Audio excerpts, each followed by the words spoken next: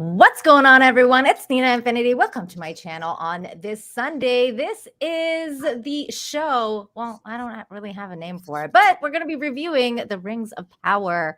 The one review to episode. rule them all. I like Hey that. now, Sunday. This is the show. I am so happy to be joined by Script Doctor, who is a giant now. Holy cow! I like your new avatar. How are you? I'm doing well. Yeah, I'm using a virtual cam. Many thanks to Mary Mayhem and Andrew for helping me set this up, because Nice. I am not tech savvy on the streaming side of things. You need me to like do something in program wise that came from the mid '90s. I'm your guy, but anything after that, yeah, I need help. But thanks so much. I'm sizable now. Oh my That's God. awesome. I love it. You're not this like tiny little icon anymore. But just so tell everyone where they can find you before we move on with the Yeah, you can find me on Twitter at ScriptDoctorPhD, and I do have a YouTube channel that I every once in a while put up some new content. Might be able to do some more now that I got this new little trick here, but you can find me at ScriptDoctor, youtube.com/ScriptDoctor, where I've done reviews and analyzing stories, film and television, and how they work on the business and writing side of things. Nice. Thank you for being here. And speaking of icons that I love and tiny icons, tiny little cute icons, it's Literature Devil. Hi. Hello. Well, thanks for having me on again. Of course, always. Please tell everyone where they can find you. Yeah, I'm Literature Devil on YouTube. Go over stories and narrative structure, things like that. And yes, Mary Sue's. Really good at exploring Mary Sue's, which is pertinent for today's topic. Oh yes. Oh yes. We were listening to some interesting debate going on last night on Flashcast. Shout out to Flash and of course Lofty Pixels, who is always entertaining, even though I never agree with what he has to say. Well, almost never. It's very rare. It's very rare. But okay, so everybody subscribe to LD and Script Doctor. All the links are in the description down below. But last and certainly not freaking least, George is here. George, the Giant Slayer. What's going on, man? How are you doing? I'm doing great. It's just this atrocity that we had to deal with, but hey, we get to have fun destroying it since they tried to disrespect Tolkien. So it's always a good day when you get to stand up for what you love. Yeah, I put out a video which was called the Rings of Mary Sue Karen today. Oh, well, definitely check that out. His channel is in the description. Everybody's channels are in the description.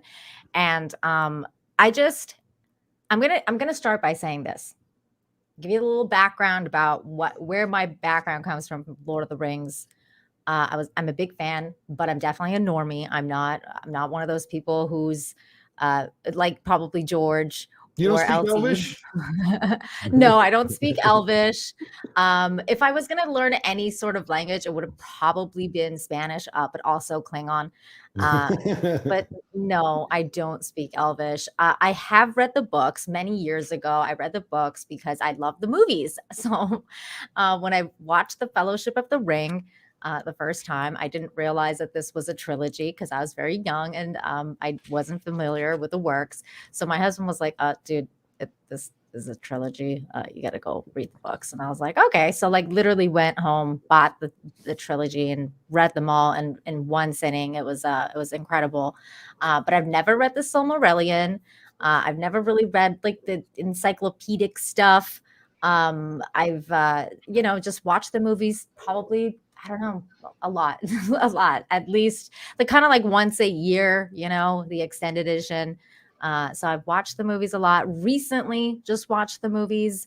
And so just to prepare for this shit show, I was like, I think I need the good one first.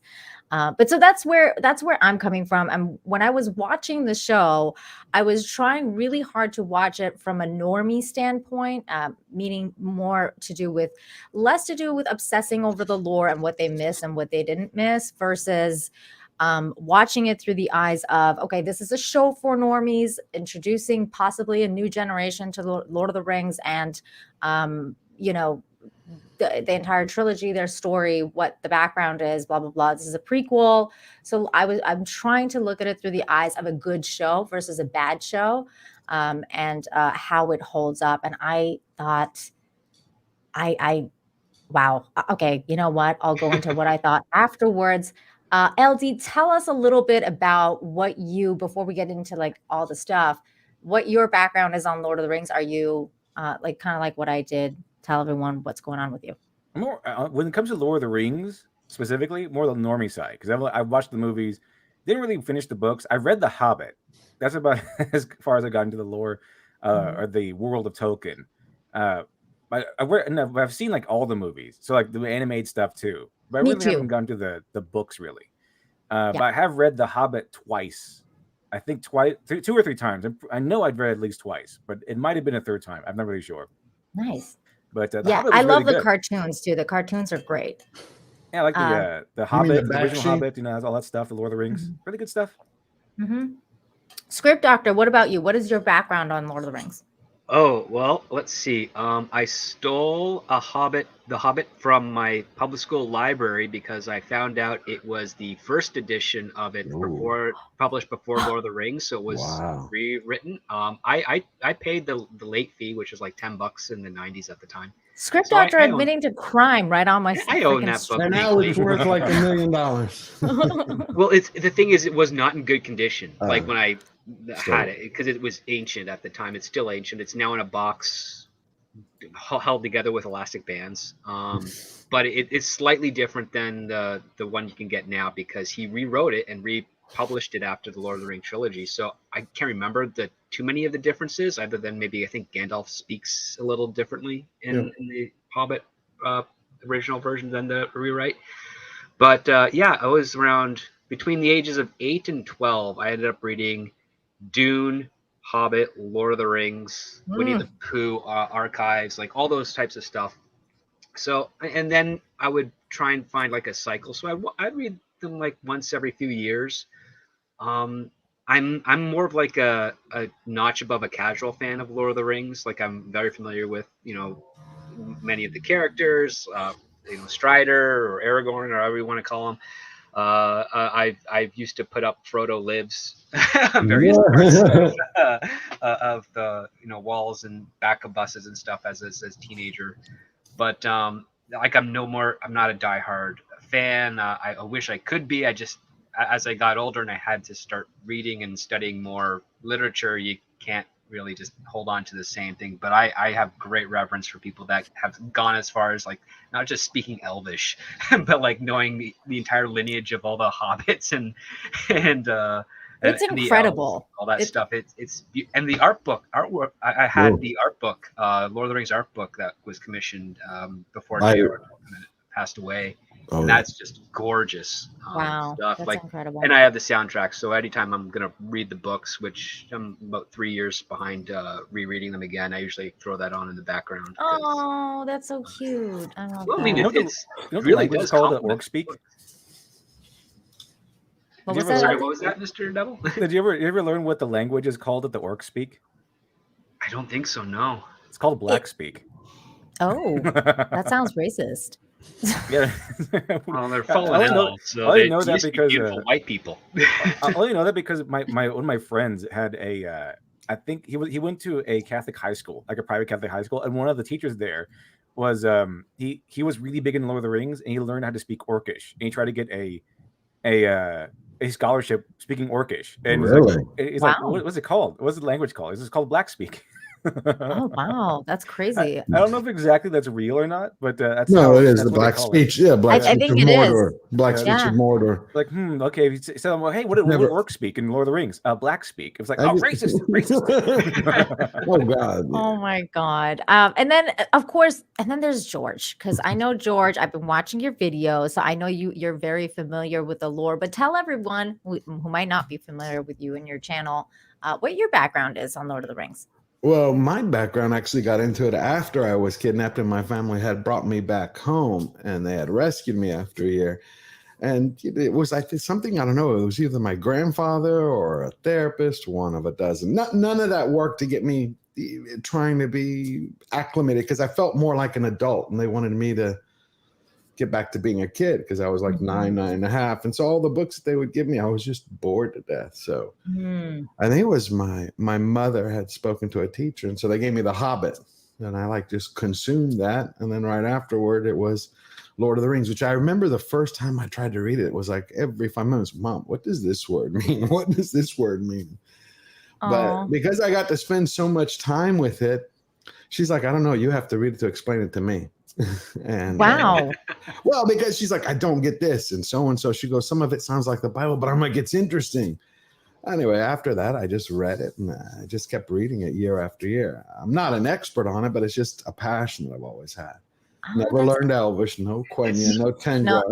no, As no, Dan no says, it is. It's black captivating speak. language. It So, is. That's what and then I just started reading everything about him as I grew up and just seeing everything that he put into it. I mean, you understand this man the professor who lost his mother, I think it was at the age of 12. That's why so many of the characters that he describes, they each represent someone. Yeah. And like well, it's part of his Galadriel way of communicating to his children because he Correct. started the Hobbits to for his kids. basically quell some of their issues that they had Yeah. as kids. I'm like, that's a good father right then and there. It's like, Oh, I can't Oh, get to yeah. them through normal logic, but maybe I can appeal to them through fantasy and fiction and storytelling and things of that nature. And that explains why Chris was so dedicated to preserving that, because it's technically his stories. They were made for him, and his father just shared them with the rest of the world, and we got to fall in love with those stories as well. It's Script said it beautiful. perfectly. Oh, wow. beautiful. No, That Script is is spot incredible. on there. They were the stories he read to his kids every night. Think about that. So when you read The Hobbit, you're actually, in a way, if you close your eyes, you're transporting yourself into Tolkien's home at night when he's reading to Christopher, and then so many Oh. others. So that's why I think it's so personal. So many people, why it's timeless. It's someone not only shared their love of, because remember, he was a linguist, a philologist, a poet. I mean, this was a man who just He shared. wrote the Oxford English Dictionary. Among Yeah, other Oxford. books. Yeah, the Oxford. Yeah, yep. I still think Real that's quick, the coolest thing. I'm going to get these two super chats that came in. First, this one right here. Thank you so much for the $20, Varan. Says, hi, Persian, devil, giant, and doctor. I hope you're all. I'm glad I'm the only one that's Persian. That's funny. I hope you are all well. I like the part where Gladriel fought Picard while saying, I eat green berets for breakfast. And like, now I'm very hungry. So brave, so stunning. Seriously, dark times. Oh my God. We're going to get into so much of this. I thank you for that $20. So generous. Also, hello. generous. Hello, because you said hello to me. Hello. Yeah, to- everybody say hi. Hello. Everybody say Hello, hi. You everybody. said hello to all of us. So hello to Yeah, you. He did. He did say hi to everybody. And then there's Infinite Wanderer for $5 who is asking, whilst I have the opportunity, Script and Literature Devil, do you think a comedy can be done in the trenches of World War the First? Absolutely. Yeah, Oh, look no yeah, further definitely. than Rowan Atkins's Blackadder. One of them Oh, takes yeah. place during the First Blackadder. World War. Also, like, it's a miserable time, which is rife for comedy, actually. Like, gosh, the worse things yeah. are, the more comedy you can get out of it. I mean, Inglorious Bastards kind of did it, but that was with World War II. So, like, I think it was a little more obscure, but there's stuff like there was a period of time where the Scots were mocking their allies because of trench foot after they were being mocked for wearing kilts into battle. It's like they could wash their feet a lot faster and easier to avoid trench foot, and they would tease them because they would suffer for it. Of course, they'd be empathetic and help them get, aid.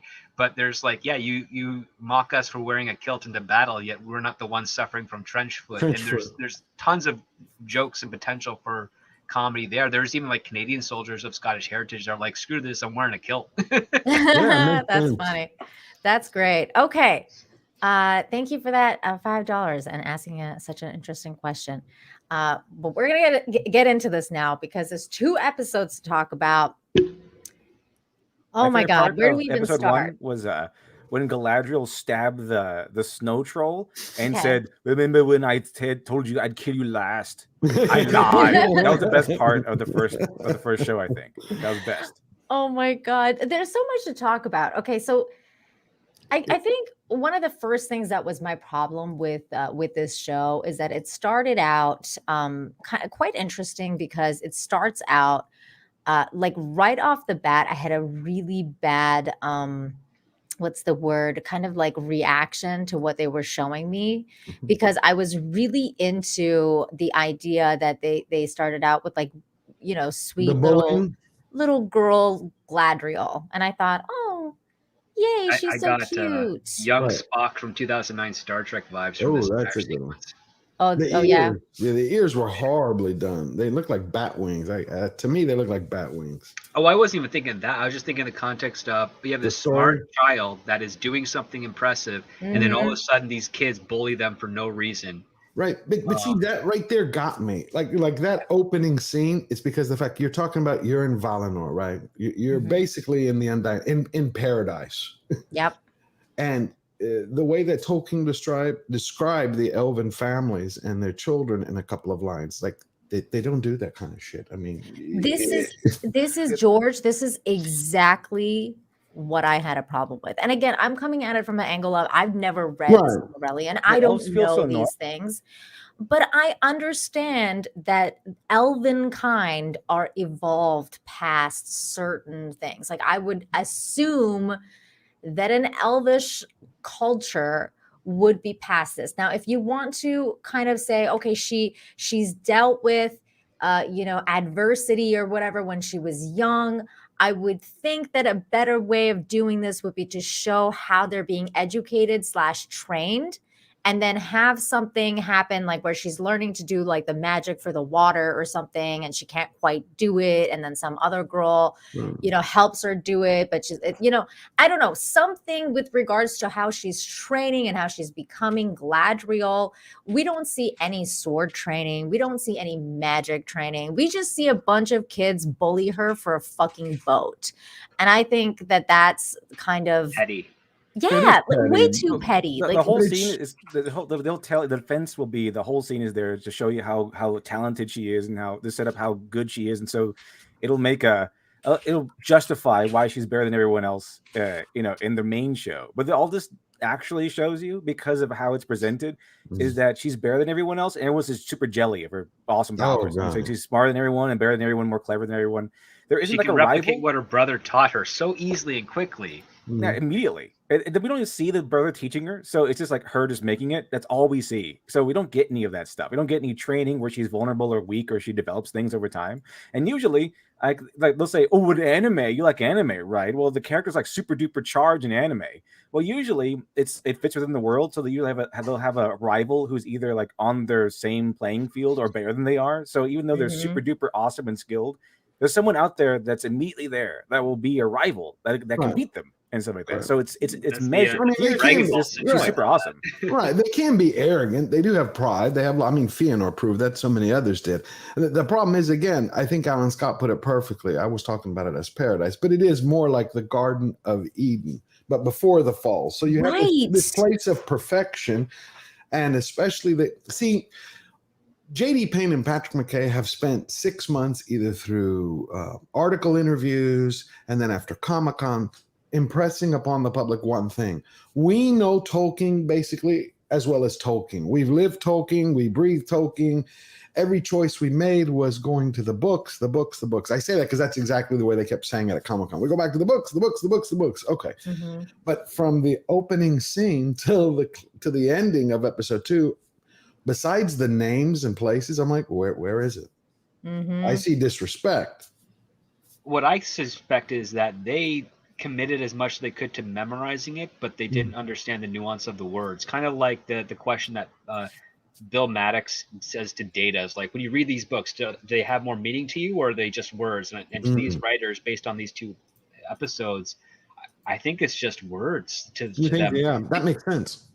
Because even the analogy or the philosophical take of a stone versus a boat, I'm like, that is benign. It is. I was going to ask you about that. I'm like, a ship floats. It's a ship, a stone, you know. It's also, like they tried to sound, it's almost like in many areas, did anyone else think that they tried to sound like they were deeper or more philosophical or like all the way? That's all they write. Oh yes. That's they write. They Definitely. use what often happens in things that women like to read, is usually like purple prose.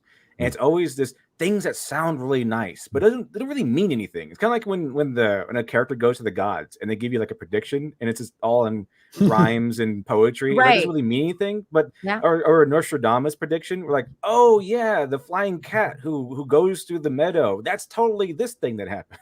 Right. Yeah, it's basically beatnik poetry done while high. Yeah, that's how the gods talk to you. So that way they can't be wrong. It's like, oh, you just interpret it wrong or something like that. And for me, like this area, like what you were saying, George, is supposed to be this kind of like Garden of Eden. This is why I'm saying that it's supposed to be a place of peace and love and harmony. And to see these children act the way they did is just so disconnected with what we're being told and everything else. And aside from that, the other thing is, everything just looks so human. The kids act human. Everything is so human. Like even this image here, which is actually really pretty image. But at the same time, it's like I'm looking at every other place on Middle Earth. I'm not looking at this incredible place of light and beauty. And, you know, I would want them to add some sort of effect to this to make it more ethereal looking, like maybe something, you know, coming off the trees, like sparkles or something. I don't know, anything, like something to make it more ethereal looking, where it can put me in this place of magic. You know, the original trilogy where like they went to the Elven Forest or the Elven City, it was very magical looking. Rivendell glowed. Everything was like shining and glowing and looks like otherworldly, almost alien. It does, but it's supposed to. Remember, these are supposed to be like, if you consider the Valar to be like angels, the elves would be, you know, in between them and mortals. So they're supposed to be this ethereal, higher being where, you know, they're immortal. They're greater than. They're not human beings. To me, they're like people in cosplay.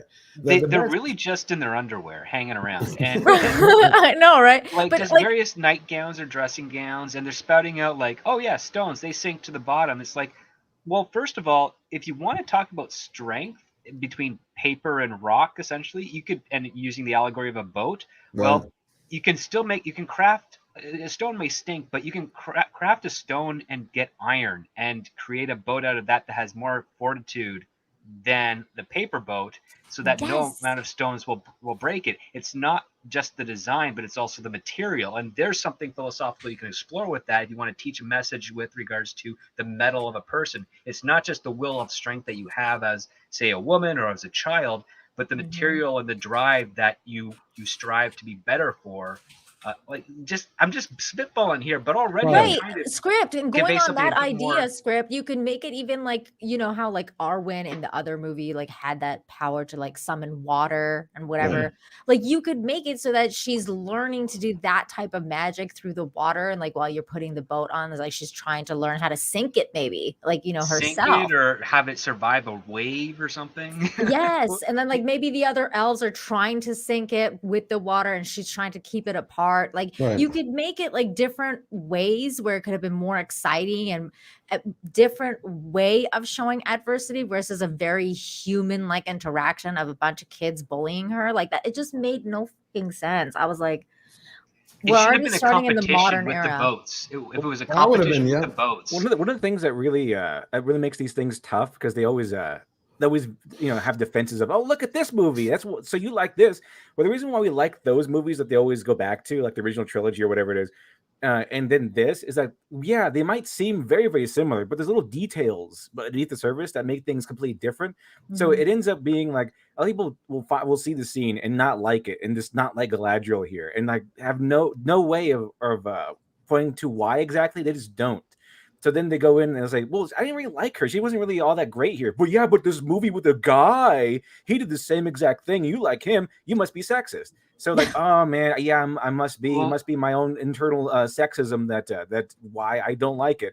But the thing is, the difference here is that the way it's portrayed with Galadriel is different than how it's usually portrayed in these movies. Because usually when they're having something like this in the movies or something like that, the kid, I think, there was a movie where they're about like two guys. They're doing they're really good at airplanes. I forgot, they're really good pilots. I forgot what it was called, like World War II or something like that. But it's like usually when it's guys, you know, they're obsessed with one thing, and their obsession makes them weird. Their obsession makes them really weird, and it shows you that these other kids around them are just normal kids, but these main character guys are weird because they're obsessed with this one thing. They're kind of just nerds for like one topic, like they love airplanes or love ships or something like that. The way it's portrayed here, why you don't really like Galadriel, is because she's not really obsessed with anything. It's just that they're showing off that she's super duper smart and really cool, and that all the boys are just jealous of her. So and for some reason nobody likes her, and exactly. It's not really because of a flaw being portrayed here, because usually in those other movies, it's because everyone's bullying them because of this weird flaw they have. Now in real life, it's like nerds or they're addicted to comics or something like that. Something that makes them different. That they're obsessed with. Oh, you're obsessed with Superman. Oh, you're obsessed with airplanes. You're obsessed with ships or trains, whatever it is. You cherish something, and I'm jealous of that, so I must destroy it. That's the mentality. That's what it is. It's just her that she's super awesome. She has nothing. We don't know. Like Luke Skywalker, when we first meet him, he wants to hang out with his friends. He wants to go to the academy. He wants to get off this planet. Galadriel, what's this? She's making a boat. Why? We have no. It's what, just to make it. Like that's not a motivation for a kid. If she's making this, and we see behind her 20 or so boats that failed, that she was unable to build the way that she wanted, we can understand something from that through a visual alone. And when she finally gets one that succeeds, she's like, "Yes, I got it." We then understand she has a passion for art and like. Basically, naval engineering. If they went to exactly the way you're predicting or the way you're describing it, you know what that would show? It would show that she has an obsessive personality, which is exactly what they want her to have when she goes obsessing over Sauron later on. So they kind of missed a big opportunity to show, oh, she's obsessive as a kid, as a character trait, but they didn't, because all they did with that first opening scene, while it might seem similar to other movies, it's not, because what they did with the opening scene is just show off how awesome and smart she naturally is, and how everyone's super jelly of her. They missed the heart of it. I think my problem with it most of all was the fact that everything felt just so human. Other than basically her elf ears, this entire interaction was a human interaction, and not just a human interaction, a modernized human interaction. So I was like, okay, so she's being bullied by a bunch of boys. Like, there's really nothing going on or being established, like what you guys are saying, to have that adversity, like that organic adversity or this obsessive personality, or nothing is really being established other than, oh, this little girl. She's awesome and everyone's jealous of her. Yeah, and even exactly though she lives in heaven, it's like, oh, okay. If you've seen the movie Cruella, it's exactly what they did with her. Cruella is like super smart and awesome and like the most creative person ever. And then she got bullied by boys because they were jealous of how awesome she was. Same thing. They always do this. They always do this with their female girl power protagonists. It's never like because of a flaw they get bullied, or because they're weird they get bullied.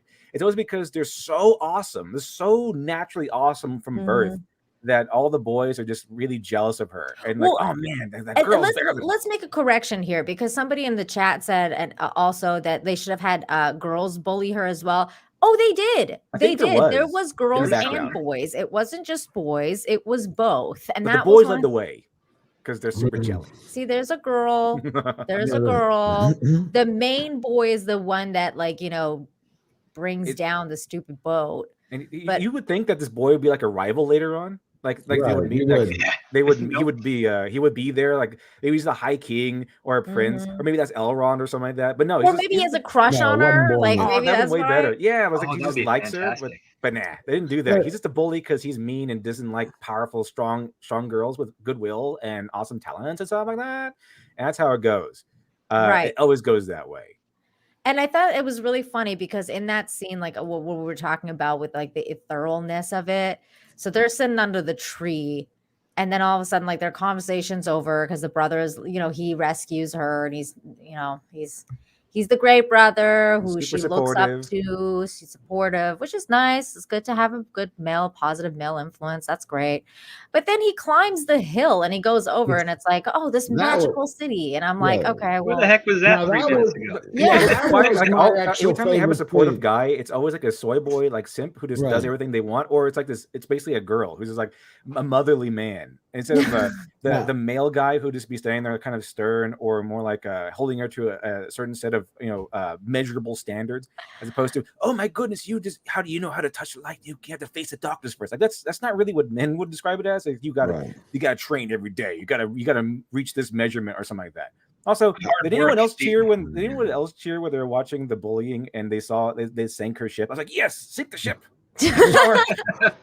I personally like this one moment the best because you get to see the two trees, Laurelin and Telperion in the city. I like that. The rest of it was, I was like, that's what I was describing. It's like there are moments like these where you have great cinematography or some not, but that's, again, it's like, what's that, a screensaver package? But they didn't really explain anything well because they No, were like, they oh, the didn't. light of the two trees. And I'm See- like, okay, but I see that tree, but I also see a million other trees. So what's Right. Yeah, special about the this one? framing of tree? it looks good on the surface, but technically There's that no- character should be either in the lower left or the lower right, so you can draw your eye towards the sunrise or sunset Right. here. Mhm. Right now, there's he's no kind of almost sun. dead center, and it's like, no, that's not how you. Yeah, kind he of should be frame. like here. Remember, at this time, that's why what they called it the dark. At this time, the only light they got was from the two trees. That's the light for everyone. Oh, they only got the light. But see, that's what I'm saying. They didn't But really they're supposed to. explain it This well. is the part that I don't understand because 6 months ago they said there's supposed to be a 9-minute opening. They were supposed to copy what Jackson did with Fellowship of the Ring. But Mhm. when you see it, I'm like, what happened to it? I mean, Copyright script infringement? no, but script. I was going to ask you, can you Butchered it. tell? Because there were 3 people who left me a comment, and they said they felt. One was an editor, and he said he felt like this was, what did he call it? Flash edited. It was changed, and I can't tell. I don't have that kind of. Ooh, I I mean, can't it was tell. hard to really grasp onto what was happening on the screen because the audio, what was being told to me Right. by way of the characters was very Exactly. distracting. I'm like, I'm not even visually paying attention to this because I'm trying to focus on the BS coming out of their mouth that it seems like it's supposed to be important but isn't. I will say it does feel like there's maybe 15 minutes missing Yeah. from this because the one thing that I had a problem with this episode, and there's many of it, is Galadriel's quest to take on her brother's quest. Oh God. Where did this come from? 2, where It are all the doesn't other exist relatives? in the books. Where are all the other relatives of the Elvish soldiers that fell? Where are they in her? Because they all should be joining her on this quest, but they're Right, not. because they don't. Because the elves can reincarnate. See, they die, and then they go back to the halls of Mondos, and from there, Tolkien changed this twice. He said there's 2 ways to reincarnate, and so one is that they can be reborn to new parents in Valinor, or that the Valar can recreate them a body, and boom, they're back in their same body. And all elves have that ability. I've always gone with when he stated they just reincarnate, which later in his life before he died, he said that's what he liked. So all elves at some point in time, except for like Fëanor, who's waiting till the end of time, till the last battle, and a couple of others, they get to come back. So while she's on this bullshit quest, haunted, vengeance, her brother's back there having a party with the true love of his life, Amadia, and hanging out with their dad, Finarfin. That's why it doesn't stick Wow, together. see, it doesn't tell you anything. Like, I don't know about any of this. Well, right, but that's why it doesn't hold up. That's why you have so many Tolkien fans are angry, because what this does is it not only undermines what he did, it's like, when you want to elevate someone else, you push someone down. How you had insecure kids do in high school. Well, that's what they're kind of doing. They're pushing his story down in a certain way and resetting it in order to elevate her. But there is none, because revenge, despair, the negative feelings are actually what drain an elf to die. So here's a premise that could possibly reconcile this, since you have the if an elf can reincarnate, then their culture would not be through despair from the death, but just through saying, oh, we'll wait for them to come back. So what if he was, say, kidnapped and held tortured, and then message came to her? Then you have a motivation, because it's like he's not allowed to die. Whoever's doing this knows elf culture, knows that he will be reborn. He is being tortured every day, that we can't rescue him. There's your motivation, because there's actually something there for her to quest for. And funny enough, script, talk about that. Morgoth actually did that to someone in a way. He did it to Huron, where he put him on this high. He put him on a chair on top of a mountain and forced him to watch how he fucked with his entire family for like 100 years. And we kind of have a reference of that too, because that happened in the Lord of the Rings trilogy, where Arwen was like slowly dying because of the, the darkness seeping in, and like, you could tell that she was being like, her life was getting zapped away because of the darkness. They can be killed, or they basically can be killed, or they waste away. Like Fëanor's mother, when she gave birth, it said in the books that her life energy, it took so much energy to give birth to him, because remember, their birth in Tolkien, labor lasts, I think it was 8 months or 9 months, the actual labor. That's too long. Yeah. It's not like boom. I mean, they go for years when they're pregnant. It's not just like, oh, you get pregnant 9 months later. So when he was born, she died. I think it was that day. And but the point, but the whole point is the premise that she's haunted, Galadriel is, which I think now I realize this is just grown up Greta Thunberg. Oh my God. Gotta That's fight true. those evil corporations and Yeah. environmental my- destruction. Oh Because my if you God. pull that away, it's over with. You pull that piece out and show them. So I'm like, where the hell is your honoring Tolkien? Yeah, really? There's none of that. 200 Watt Studios for 10 says, how's this? Do you know why the stone sinks, but the ship does not? Because the former is not a buoyant, but the latter is. B, the ship, not the stone, stay above all rather than sink. That's not bad. That's a great start. That's really good. 200 Yeah. Watt Studios coming in with a surprising super chat because I thought that was going to go to a really messy place and it didn't. So thank you for that. Don't worry, I'm sure boobs will show up later. I'm sure at some point he's going to start asking for turtle noises. The Uber Geek for 5 says Gladriel being bullied, shown as a victim, and then in the next breath her say, we thought our joys were never ending. A paradox in the first few minutes. I know. Well, they always have to be a victim. That's mandatory. She has to be a victim. She has to be bullied by these oddly humanistic elven children that are full of jealousy and conceit and, and hatred. But paradise, right? Right. Yeah. Can someone explain to me what in the hell is the point of going around and grabbing a bunch of helmets and putting it in a pile? I seriously don't understand. Somebody watched the 300 and liked it. Yeah, 300 was awesome. It Good was, job. but I guess do any of y'all get the feeling like Script said it earlier, like they read the books and memorized the stuff but didn't understand? I actually thought maybe they only watched Jackson's. They really read good. the movie script transcripts of the movies. Oddly enough, I thought the Galadriel storyline kind of mimicked 300 quite a bit because she's like, it's like Leonidas saying, "Oh, the Empire is coming. The Empire is coming. Yeah, the Persians This are is coming. Numenor. The evil monsters. This is Numenor. Yeah, this is the evil monsters. Persians are coming, and then everyone doesn't want to fight. Like, no, you're not allowed to fight during the Khania." I may have never watched 300 because I'm Persian. Oh, it was awesome. Well, not really Persians, like more like monsters, but but the Right, point is exactly. that somebody did the math. I was doing it, and then I was like, I'm tired of this. But they actually did the math and trying to figure out how tall she would have to be to stack the last one. It ended up being like 17 feet tall, and I was like, yeah, there you go. You can just Oh toss my it. God. that's what. That's like George R. R. Martin and how like they made the wall like he was like he had written it like 700 feet tall or something or like something ridiculous like 7,000 feet tall, and then he's like and then I went to like the Wall of China because I was trying to build it after that, and then I realized how much shorter it was, and I was like, Like oops. 30 feet. Yeah. It's fantasy. Like, why stick to reality when you can be like, oh, it's 700 feet tall and Yeah. made out of It like this awesome overshadows the stone. Tower of Babel. I mean, they had like a really awesome wall in Norse mythology. It's like, oh yeah, I just copied that. Yeah. 200 Watt Studios for 2 says they told me there would be more boobs in Yeah, this. they're hyping up the whole. Oh, there's gonna be sex scenes and nudity everywhere. I And they had think to there get- will be. And I people were think there will be. traumatized apparently. Like the actors were all traumatized by all the sex scenes that they had going on. Where they had to hire these people to like help them. I think with it or that's coming, something. you guys. I think Traumatized. Oh, sorry. Yeah. I think that's coming though, George. I think they're gonna ship They're supposed to Gladriel be. and Oh, freaking Hallbrand, yeah. Hallbrand. Which was where is her husband? She was already married when we see her as an adult when she's doing the helmets. She already had a kid. So it's like Celebrian. I think they're gonna Talk show about those nudity. characters. That'd make her interesting.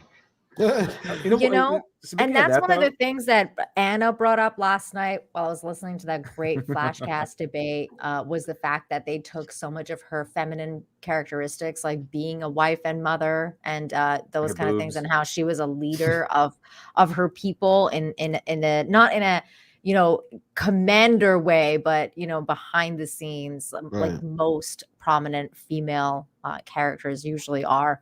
And I think it's a travesty that they took that away from her, like her being a mother and a wife and everything like that, which also kind of explains again why this show is so convoluted, because all these things happen at different points in time and we don't really understand what point in time this show is surrounded by. Like they kind of say it's like the second age, but is it? Except they really see, that's the problem is they're calling it the Rings of Power, right? And they've said that this is going to have 3 pieces to it: the forging of the Rings of Power, the fall of Numenor, and it ends supposedly on the last alliance of men and elves. Basically, the scene which you see again in the beginning of the Fellowship of Jackson's Fellowship of the Ring, where you have Elrond and all the elves and all the men fighting Sauron and cutting the ring off of his finger. Okay, that's where it's supposed to end, because that's what actually Payne and McKay pitched as the premise for the show. I was sharing that with Script the other day. That's what they pitched to Amazon. We have this premise. They're like, okay, their first pitch, because I found out yesterday that they did 20 pitches. I didn't know. I thought you did one and you were done. No, you pitch until as long as they'll take it. Like if you want to pitch the same thing to Amazon all the time, and they're like, "What's your pitch?" It's like, "I got this thing." No, we don't like it. Come back with something better. You keep coming back with something better. I didn't know that. I thought you did it once and then they're like, yay, nay, and I didn't know.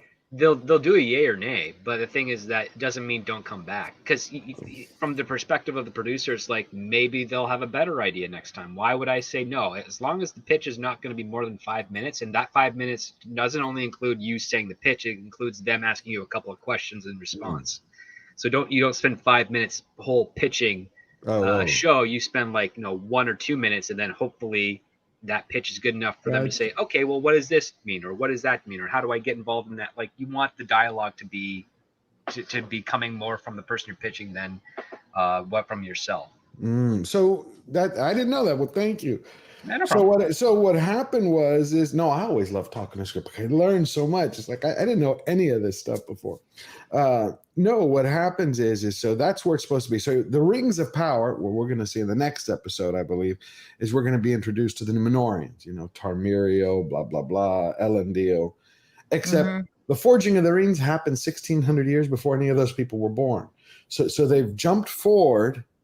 But then they're going to jump back. I don't know if it's going to be through flashbacks or they're just cramming it all into one time period. They said they were compressing everything into one Numenorian lifespan, which is like 300 years. Except I don't like the time compression, but Script was explaining, you do it this way. I get it. But not only have they compressed the show, they're pulling things out of order.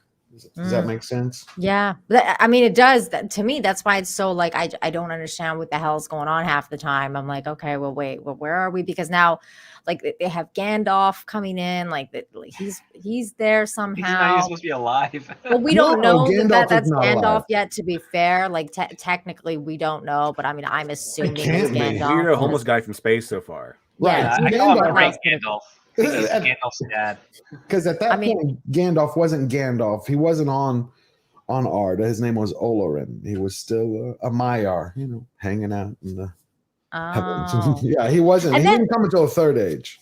I just wanted to bring up this scene as well, because this is one of the scenes that we saw in the trailer where she's going, "You have not seen what I have seen," and it was like they flashed this, and I'm like, okay, so we were supposed to believe that she saw this and some dream. Everyone has seen this because this is what happened. The battle, but she wasn't even there. She didn't see this. She wasn't there in the battle. Her brother died there.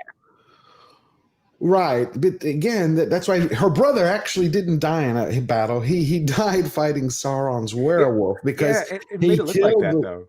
It did what? I'm sorry. It made it look like in the intro to the show. It made it look like her brother died in the battle, and then he's in this battle screaming, and then he's dead.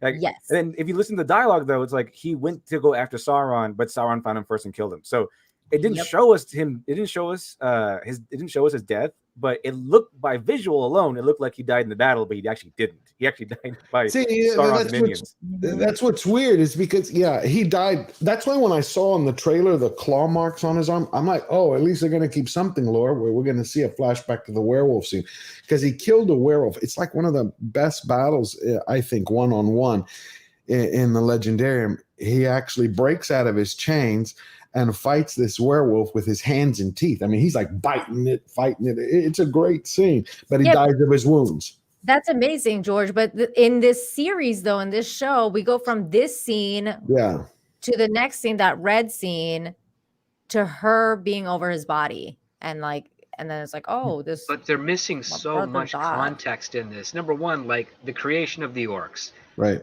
For anyone who's seeing this who hasn't seen Lord of the Rings, who is Sauron? Why is he dangerous? Like those are your generic, like just step 1 and 2. Mm-hmm. Why is this person a threat?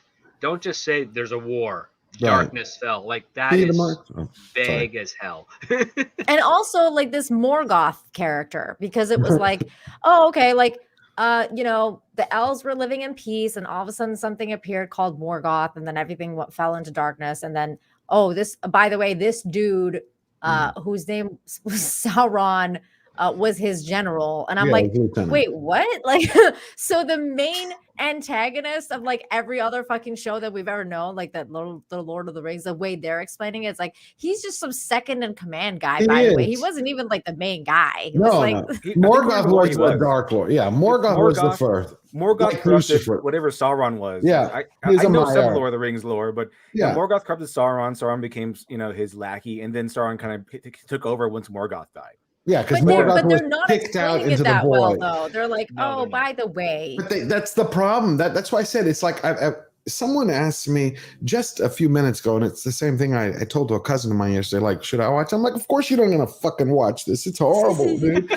And I was like, they're like, is there anything good about it? I said, there's some amazing cinematography. He's like, well, that's positive. And I said, I like the actor Owain Arthur who plays Durin. But after that, it's like going to a supposed 5-star restaurant where they bring you out this beautiful dish. I mean, it's like a work of art. And then you cut into it and it smells like shit. You're like, I'm not eating this. It's like you can't dress it up. So they brought out a great cake. It looks good. It looks fantastic. And then you take your first bite, and it turns out they made it with salt instead of sugar. Yep. Oh, yep. God. It just doesn't work. Like what you're describing, they needed that. That's why one thing I was excited for this year was the 9-minute intro. And I'm like, where did it go? Because there was a couple of stills that came out. I don't know if they were released as promotional or someone leaked them, but they were on Reddit. And they were beautiful, where you got to see Morgoth and you got to see Ungoliant drain the 2 trees. And they were supposed to give you all that background. And there was a couple of things I did like about the show. Oh, yeah. But it was very, very lost among much wrong that I was like, oh, no. Oddly enough, I like that Wood Elf guy. And I actually liked the Dwarven princess. Because they made her look like she was going to be one of those angry women on the cover, like the black dwarf lady. Like, oh man, okay, so it's time for diversity. But thing is, I actually liked her. She was a lot of fun. I liked her too. I think she was my favorite character so far, and I was totally expecting to dislike her like a lot. I was like expecting she was the loving and commanding spouse, as opposed to the why did he marry her? It's like you understand exactly why he went after her. She was actually a good female character, because a good female character is not supposed to be like bossy, but she is supposed to have that strong hand to like slap her husband into to make sense, because sometimes men go crazy that way. She's missing a beard though. The only problem is that she's, again, if they had, I guess, respected the lore, I could see myself not having a problem, because I'm not 1,000% a purist. But if they would have given us one sentence somewhere where it says, we discovered in Harad this dwarven kingdom we fucking never knew, just something to maintain consistency. I don't give a shit about her color. I care about story. Does that make sense? Like, yeah, definitely. She was a good character. But I liked her. I was shocked by her, and they did give her. Funny enough, I noticed it the other night as I was working on Breakdown. Sideburns. I was very surprised about a lot of things coming from her and the dwarven city in general. I really like the dwarf part of the show. I like that they're finally showing us what the dwarf culture is like, their city. I thought that it was really beautiful. Khazad-dûm was really beautiful, and she surprised me genuinely. I was surprised. I thought she did a really good job in her performance. I thought she was, she did she was a good actress. And I thought that, was a little bit surprising in this show, because everybody else sucked. Like thought she was a everybody jerk. else. I But was like, she's amazing. I loved every second she was on screen. It was great. I did too. I was Is that a quite prosthetic entertained. nose? Sorry. I've Yeah, seen- they're all prosthetic noses. No, but hers? Is I that think what- hers is like a little bit I'm more. just Yes. curious. Yes, Let me- but she's got a big nose, but they definitely propped it up a little Because bit. I was They trying have to good chemistry. Yeah, no, these two have amazing chemistry. That they do. Again, that's another scene I didn't like. You saw old man kill a Brimbor because he's so old. Again, miscasting. The character is supposed to be younger than Galadriel. Once you mentioned Clella Brimbor, I was kind of like, oh yes, Clella Brimbor. Not that because I'm a fan of the lore, really. I played I played the video games. You know, I played the Shadow of Mordor. Shadow of War. Yeah. I was like, because Caleb Brimbor is in the game. He's like a total awesome warrior. Like he's the guy. He's a blacksmith who's a badass. Bright Lord. Yep. Ooh. And he's the Bright Lord who made like this awesome like Bright Lord ring, and he's like this. He's like on the same level as Sauron, and he's like killing all of his orcs and everything. So I was like, this is Caleb Brimbor. This guy's not the guy from the games. I mean, No. Dude, But he doesn't look like the pictures either. Beta. Come like, on. I was like, what the fuck? He dude? literally is younger than her. But that's what I'm Him talking and about. He Elrond like are both so beta. Like I'm like, what is going on with this? also, I like the part. I think Efat points out where he goes and travels with Elrond to go talk to the dwarves, like which is a long way, and then he gets there and Elrond's like, "Okay, you can go home now. I'm gonna go mess with the dwarves." What was that? What are you doing? Why What didn't was you come that? with you then? It was like 50 to 75 miles away. It wasn't like, hey, let's just walk around the block. Imagine going it's like 100-mile away, like another city, with your friend, and your friend just tells you, "Okay, you know that restaurant I invited you to that we're coming out all the way out of town to go to. You can go home now. I'll be staying with this restaurant." Yeah. Dude, I got a lot of gay vibes from them. Every to be man, completely yeah, honest. every man. I was like, is- okay, I'm like, It was weird. I said similar. It was just there was something. also, not that there's anything wrong with that. It's No, just but it's not not- their it's not character. Well, really they supposed look to like they're related, so there is kind of something wrong with that. yeah, they kind of do actually. oh my god. I didn't think about But- Have it. you I seen don't know what- hairline, jawline? Who cast this? That's what I want to know. Oh, I'd like to know God. the person wanna who sleep. cast. Yeah. Why? I think some lady cast this because the guy who plays Caleb Brimbor is like a star in Downton Abbey. So I'm pretty sure that was But like, it's oh the my wrong goodness, I can get the guy. guy from Downton Abbey in my Oh. ring show. Who was I in got Downton Abbey? I don't remember him at all. He was, I think, in the second season, the first season. My family watched it like crazy, so Oh. I I understand. love that but- show. But, But, the like, problem is dude- he doesn't fit here. Even Gil Galad is wrong. He's supposed to. I mean, you understand? Galadriel is very old. She's at the time of the two trees.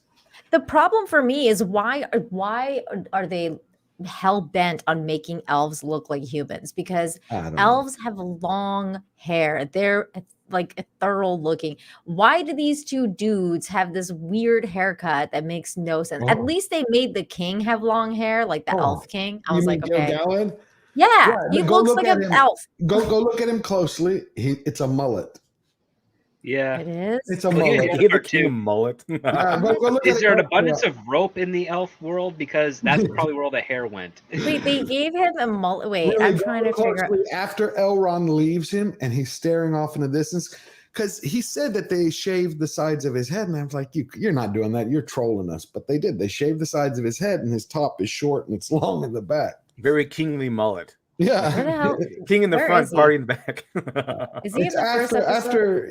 it's after King in the front, peasant in the back. That's Yeah, what it's peasant in the after they basically say, okay, Galadriel, here's your honor. Fuck off. Go back to Valinor. We don't. Oh, right. Okay, I'm going to that episode because I had to switch. Okay, here he is.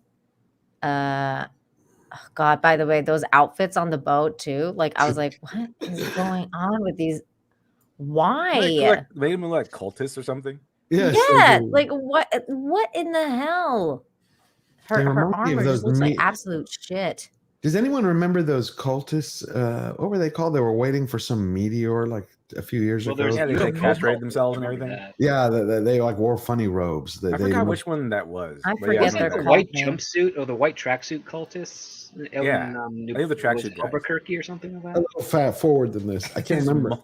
He Right. looks like he has long hair there. No, but you have to go forward to see it from the side. That's what I thought until you go to the side. He's by Oh, okay. himself and he's looking out over the cliff and you see the side of him.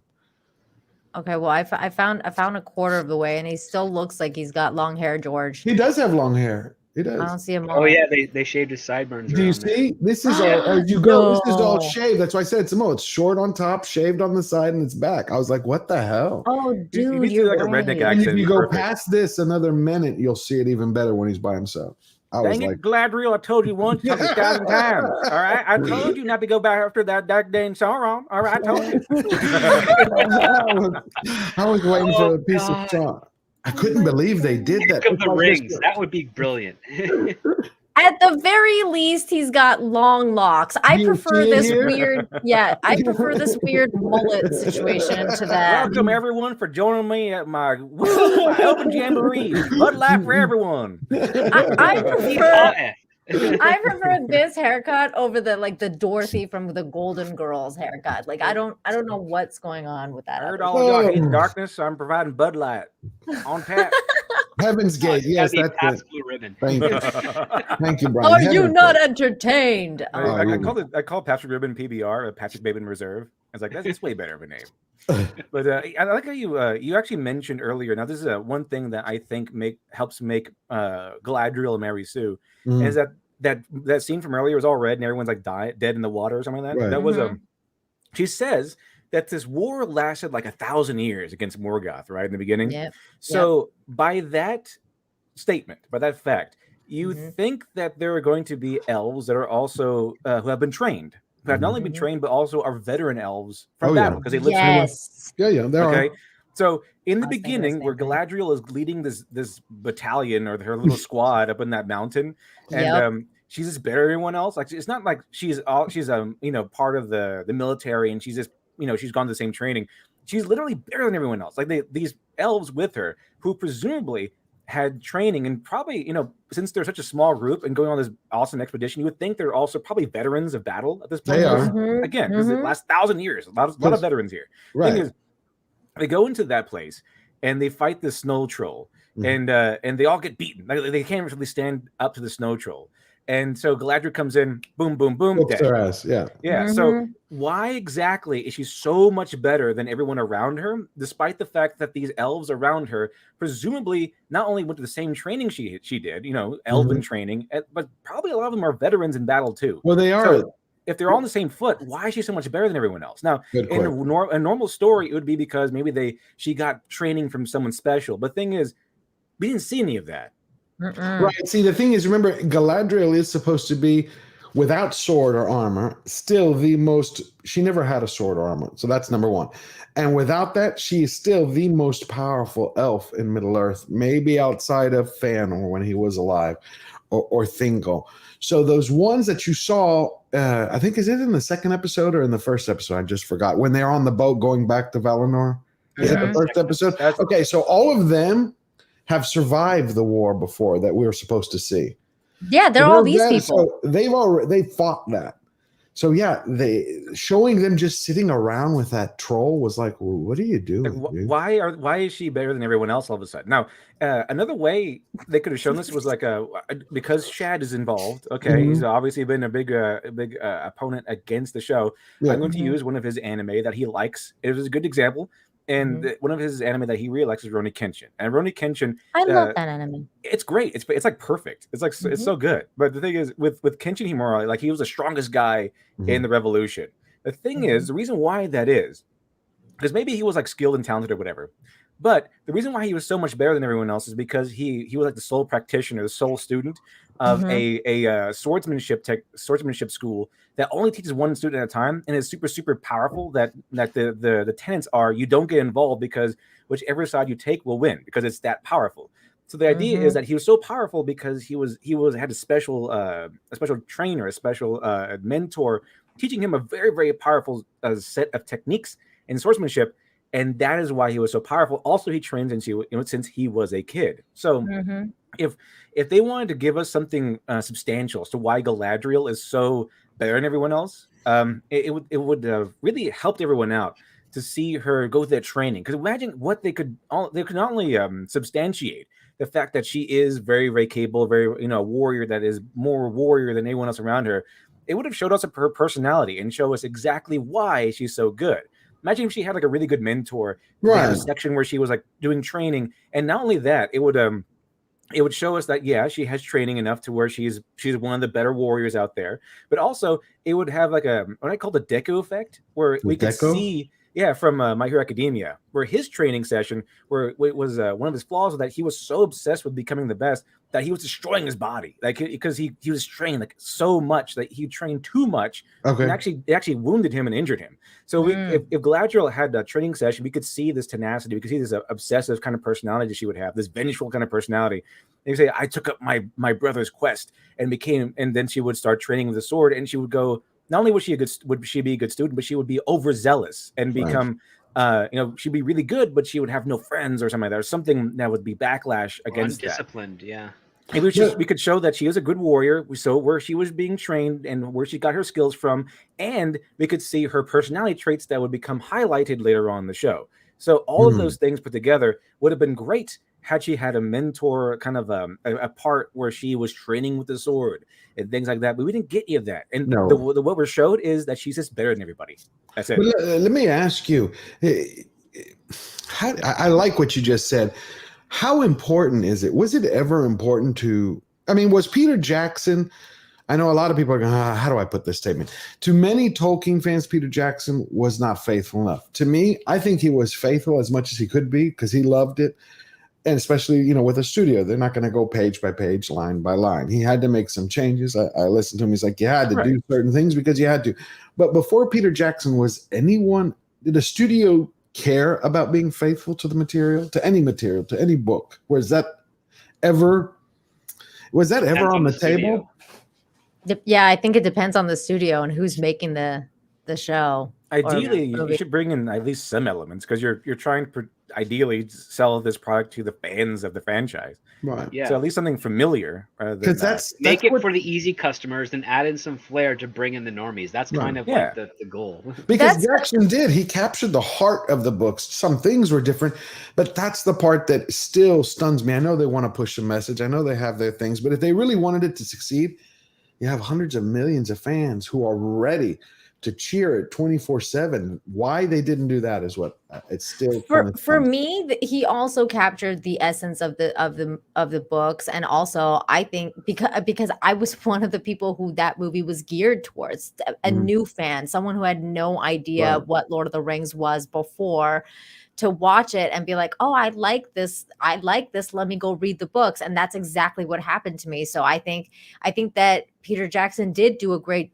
job in terms of, like, once I read the books though, like I was like, wow, there was so much missing, but he did good enough, because it's like, what are you gonna have, like an 8-hour movie? Like you can't really create that the way that he did. I thought he did a really good job. I think that I wish he'd have done the series personally. I think so too, but I don't think it was viable back then. But at the same time, it's like, I think it's one of the best adaptive screenplays of all time. I really do. They literally pull quotes from the book all the time. The dialogue is, they didn't really have to do much. It's the book's dialogue. They tweaked what they did to fit a constrained narrative time frame, which Tolkien would not be adverse to, but so long as you don't damage the essence of the characters, he would be fine. However, he'd be fine how you got to from one story beat to another. Agreed. And that's kind of, I think, the only people I think got really annoyed by was Aragorn. They didn't think Aragorn lived up to how he was in the books. But yeah, it was the Aragorn, like Liv Tyler. What's her name? Because that really wasn't supposed to be there. Her character was actually replacing Glorfindel, another one. But Script Doctor, I can't think. 2 weeks ago, they were saying that their writer's room was packed with nothing but Tolkien experts. Is this to you as doesn't mean they listen to them? Yeah, I would imagine like they brought him in there just to I don't know, enjoy the suffering. As like, okay, so come here, you're gonna watch as we kill your franchise in front of you. But I thought the writer's room was who called the shots. Like they wrote everything up and then it. The showrunner is technically the one that's supposed to be in charge, but in the world of streaming, the rules have kind of changed. There's usually another party above them. I don't know if it's Bezos or someone that Bezos appointed or what have you, but they're the ones that are kind of dictating the direction, and then the showrunner has to find a way to achieve it. And they get the orders, they pass them down to the writing staff, and they That's where try I'm to do that as confused. well. But that's where I'm confused, Script, because they repeated it now on 5 interviews. They go, no one interfered with him. Bezos and they go, Salky and Weber gave them carte blanche. They got to make exactly what they wanted. Interference means that someone doesn't have the same direction or idea of what they're doing. So if they're all in unison, why would anyone interfere? Mhm. Oh, because they were saying we got to make exactly what we wanted. As a matter of fact, at the London premiere, the day afterwards, I think it was the Daily Mail or Independent, I can pull it up and show you, Bezos was talking with a reporter, and he said he's happy that the notes he gave to Payne and McKay, they turned down. And they were like, they turned you down? He goes, yep. They said, we're not going to do this shit. This respects Tolkien. So that's ironic. Yeah, that's what I don't see. That's why there's so many conflicting stories. They're saying this is Tolkien. We did it perfectly with a little bit of material because we didn't have enough material. I'm like, okay, but they didn't have enough. They had the rights to use. That's the one thing we learned. They only had nobody was above them or something of that nature. Real quick, let me get a couple of these super chats because I want to get into why exactly the debate, more about why Gladriel is a freaking Mary Sue at this point in time.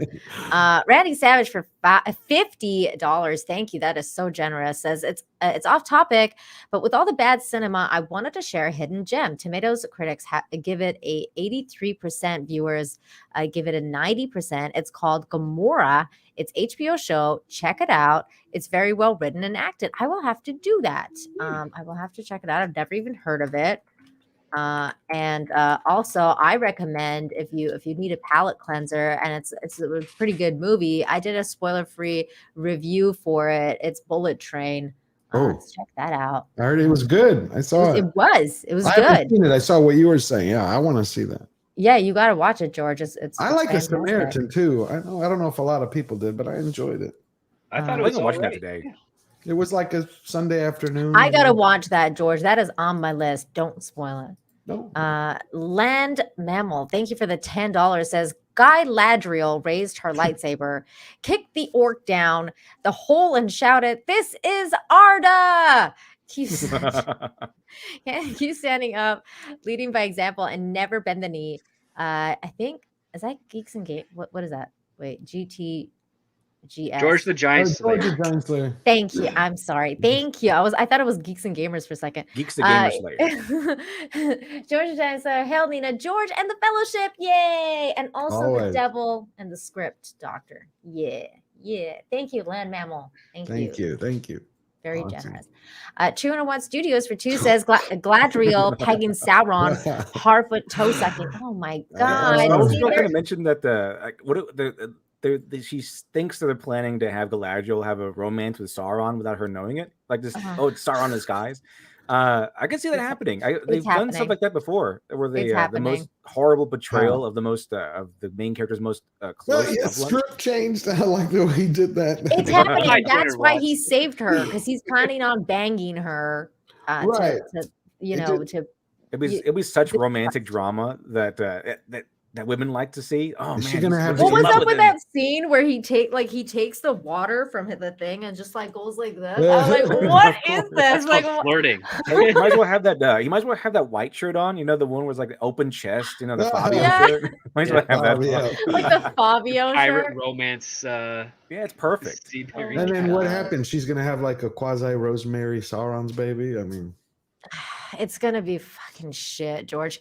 They're gonna bang, and then she's gonna be like, "Oh my god, it was Sauron all along, and I banged Sauron." It's gonna be fucking. I mean, this is something that right up their alley. It's like something they did with Zack Snyder did with where Bruce Wayne would have like a baby with Lois Lane. Oh, like, this is right up their alley. They always do this stuff. The odd thing is, sorry.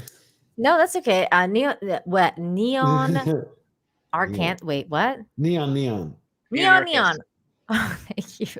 Thank you, Neon, for $5. Says, since this show exists, does that mean Morgoth and Sauron won in our world? Oh, no, because this channel has infinite hope. So come back every Friday at 5:45. There's still hope out there, dude. Don't worry about it. It's okay. They haven't won quite yet. If everyone liked it, they won, but everyone hates Yeah, it. Like yeah. everyone united That's around true. the world. That's true. But There you even go. See, The mainstream whole media. world united against this show. It's like evil forces cannot create. You can only corrupt what good forces have made in every language possible because everyone in the world has hated this. So Yeah. that's true. I mean, I was looking at some of the replies today and some of those articles that were talking about, how we're all sexist and racist for not liking this show.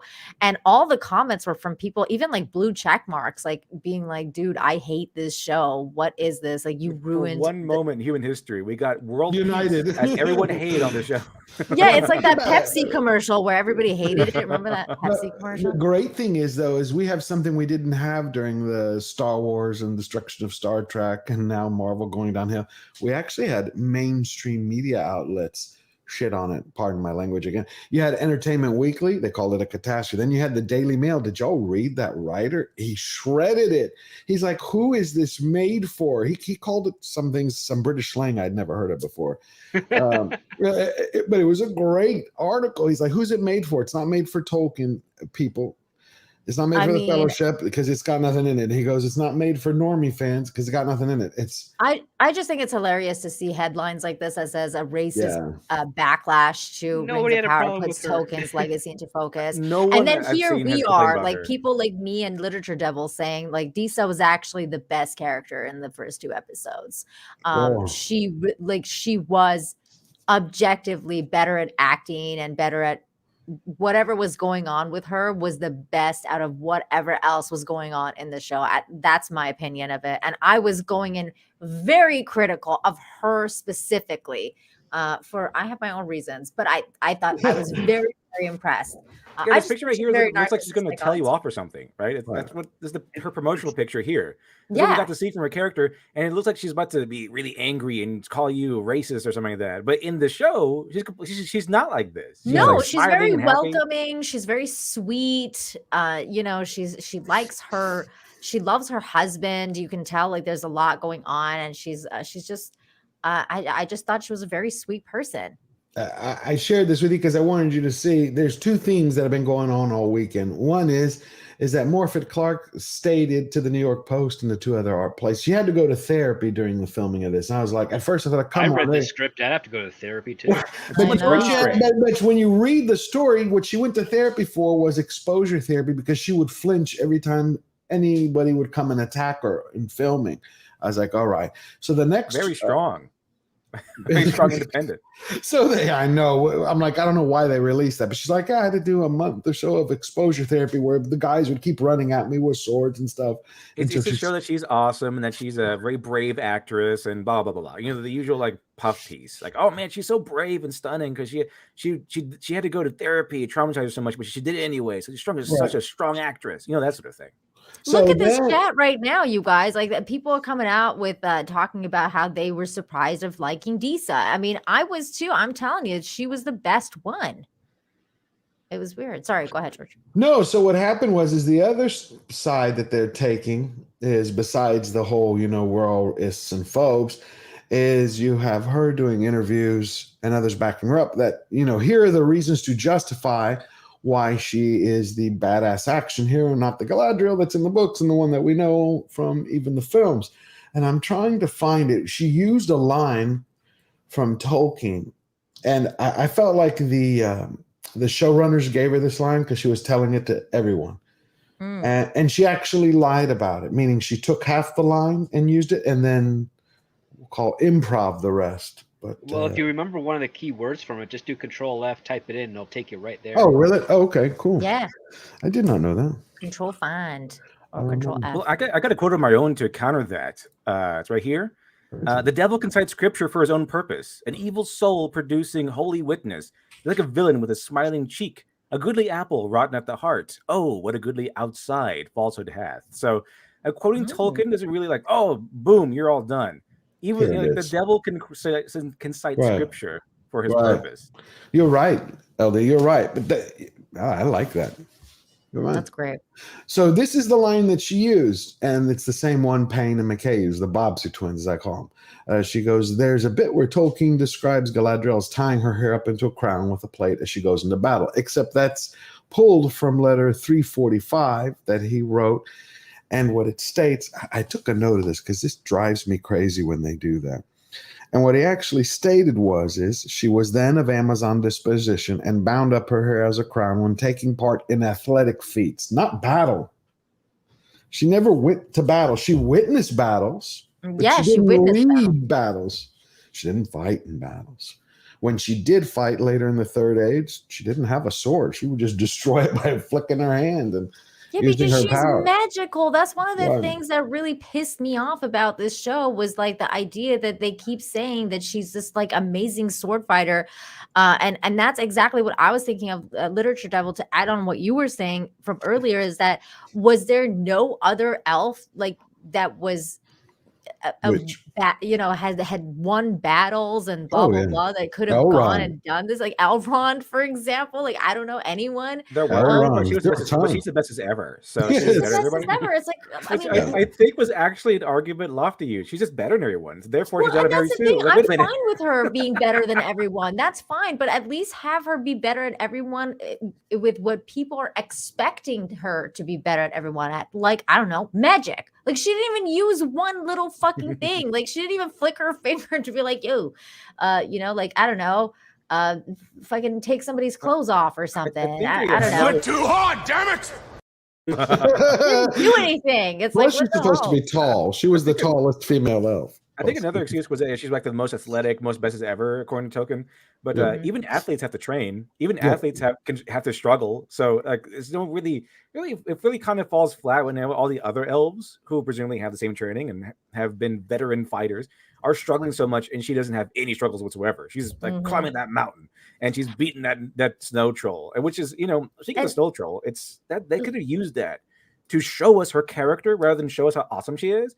Where what if she was that no one could beat the snow troll? Like, they're having so much trouble with the snow troll, and everyone's retreating and running away. And then Galadriel turns around and goes, "No, you all leave. You all run away. I'll hold them back." And she fights the snow troll on her own, and is like struggling. She's almost dying, and she's getting cut, and she's cutting the snow troll and everything. And then she finally is able to like kill the snow troll, but it's like she gets knocked out as well. And the reason why she has to go home is because she almost died. And then it would show us.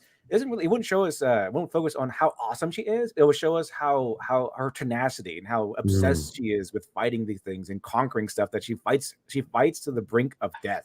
Yeah, and then we get to see her personality that they stated that they wanted to give her even more.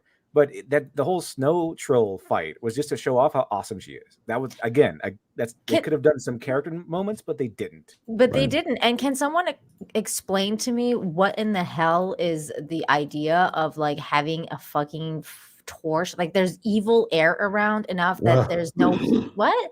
Like, that whole thing made no freaking sense with the torch. And like, it gives off light, but it doesn't give off heat because there's too much evil. I was like, what? Why are you carrying it then? Like, what? Then shouldn't it give up no light either? Like, I'm so confused about that whole thing. And then she did her like weird Matrix, like flip jump. Like, speaking of the Matrix, there's a reason why like everyone is okay with the Matrix, where Trinity is doing all these awesome things, because a lot of people who can do that as well. Like, she's not just the only person who's the bestest ever. It can do that. Like, everyone can do that. Like Morpheus, like everyone who is free of the Matrix can also do something on like at least a similar level as Trinity. But here, Galadriel like the best as ever, and no one can keep up with her, even her fellow elves. And what was with the sword? I would really like to hear what Shadversity has to say about that gigantic sword that she was wielding. Like, it looks like a sword. Looks like an anime sword. Yellow Flash too. Shout out to Yellow Flash. What a fucking epic stream last night of Flashcast. I was enjoying the Hobbit and Leaf and Cigar. Dude, those fucking whatever the hell they're called, which is, I don't even want to call them Hobbit. I'm fine with calling them Harfoots at this point, because they're sure as hell not hobbits. They're not cute. They're dirty. They're not And they're supposed like, to be dirty because that's the whole point. Harfoots were the most clean, tidy, kempt. Not this crap that they're showing. really? Because yeah. they're like a bunch of shanty, weird.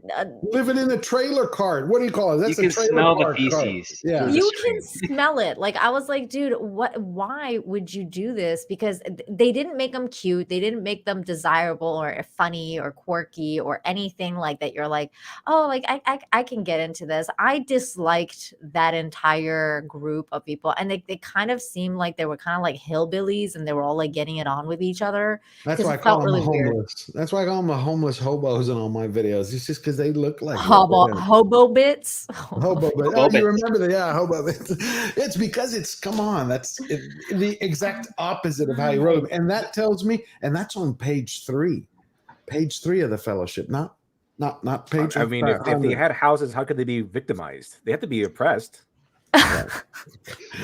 Their oppression is that they're like, you can't go further than like, that farm over there, Brady Fit, whatever her Nori, like, or whatever her name is. Like, you can't fucking go that the far. writing today has evolved to such an extent where they can't fathom a main character who's a good guy who isn't oppressed.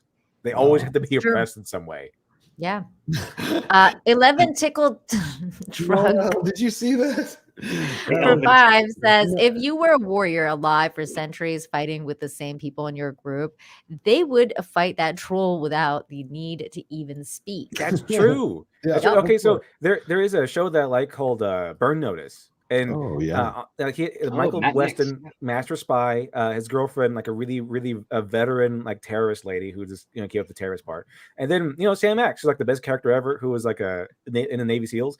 But their whole thing is that they are veterans. They're all veterans and super duper awesome at their jobs and covert special ops. But they're all really good at working with each other because they all know each other's tactics and their strengths and their weaknesses. So some episodes even rely on them, like knowing each other so well that they don't even have to speak. They just kind of just get code and everything like that. And they've only been working together in a systematic proportion, like as a unit for like maybe a couple of years. Imagine elves working with elves who are really, like, really smart, really skilled for first off, working with each other for 1,000 years or a couple of 100 years. You would think like snow troll, okay, we got this. Like immediately they have a tactic for this, to take it down. And this happens in the military and the armies. Okay, here's a situation. Here's a tactic to resolve the situation without to minimize casualties and injuries like that. So there's tactics to maneuver and to station. I mean, heck, they do this in football. They have maneuvers and things. They got plays. So you would think these super awesome elves who are really good at fighting by now because they've been fighting for over 1,000 years. Of the war and all that shit. You would think they would, and especially if Galadriel and her men have been working together for a long time or something like that, they would at least have some play to go with where it's not just we're going to run around and get killed while Galadriel does everything. Yep. I mean, she just like runs into the cavern and like this freaking thing is like killing everybody. And like, I mean, this dude's just going at it with his like torch. Like, what? Like he's using the torch. It's got fur. Fur is flammable. I'll hit him with fire. I like what the sketch therapy said in the chat here. It says you don't think you revert to training and that replaces your basic instincts. That's if you train long enough, that's how it goes. It's like you just immediately go into this, and it becomes your instinct. We're talking about Reacher earlier, and in the movie, the movie with Tom Cruise, the one's based on his One Shot, and he actually mentions this, where you don't actually have to be intelligent. He mentions what they do is they instill instincts in you. They instill strategies and ways. It's muscle memory. Things. Yeah, to where you do the smart thing just by memory and instinct rather than you're smart enough to do this. They'll teach you, okay, place your brass. Go to a certain point where you can get a good shot or whatever. They do that, and they instill these instincts in people to the point where it's just muscle memory, where it's just instinct at this point. Yep. They didn't do that here. No. So then she beats the fucking troll. She does this weird move with that guy, like holding the sword and she jumps. Yeah. I mean, I don't know why that guy wouldn't just attack the troll, but whatever. He's throwing her at her. I mean, it's like the lightest one. They beat the troll.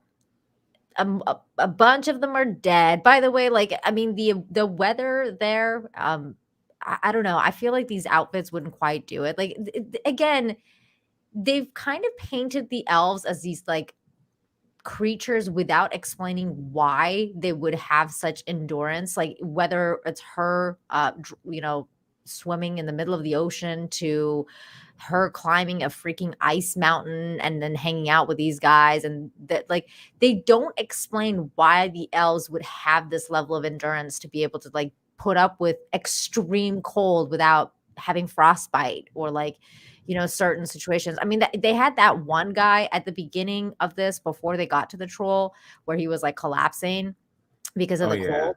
And she was like, no, we're going to keep going. And then they were like, well, wait, because, your men need you. And she was like, fine. Like, and I was like, okay, well, what the fuck? Like, I don't...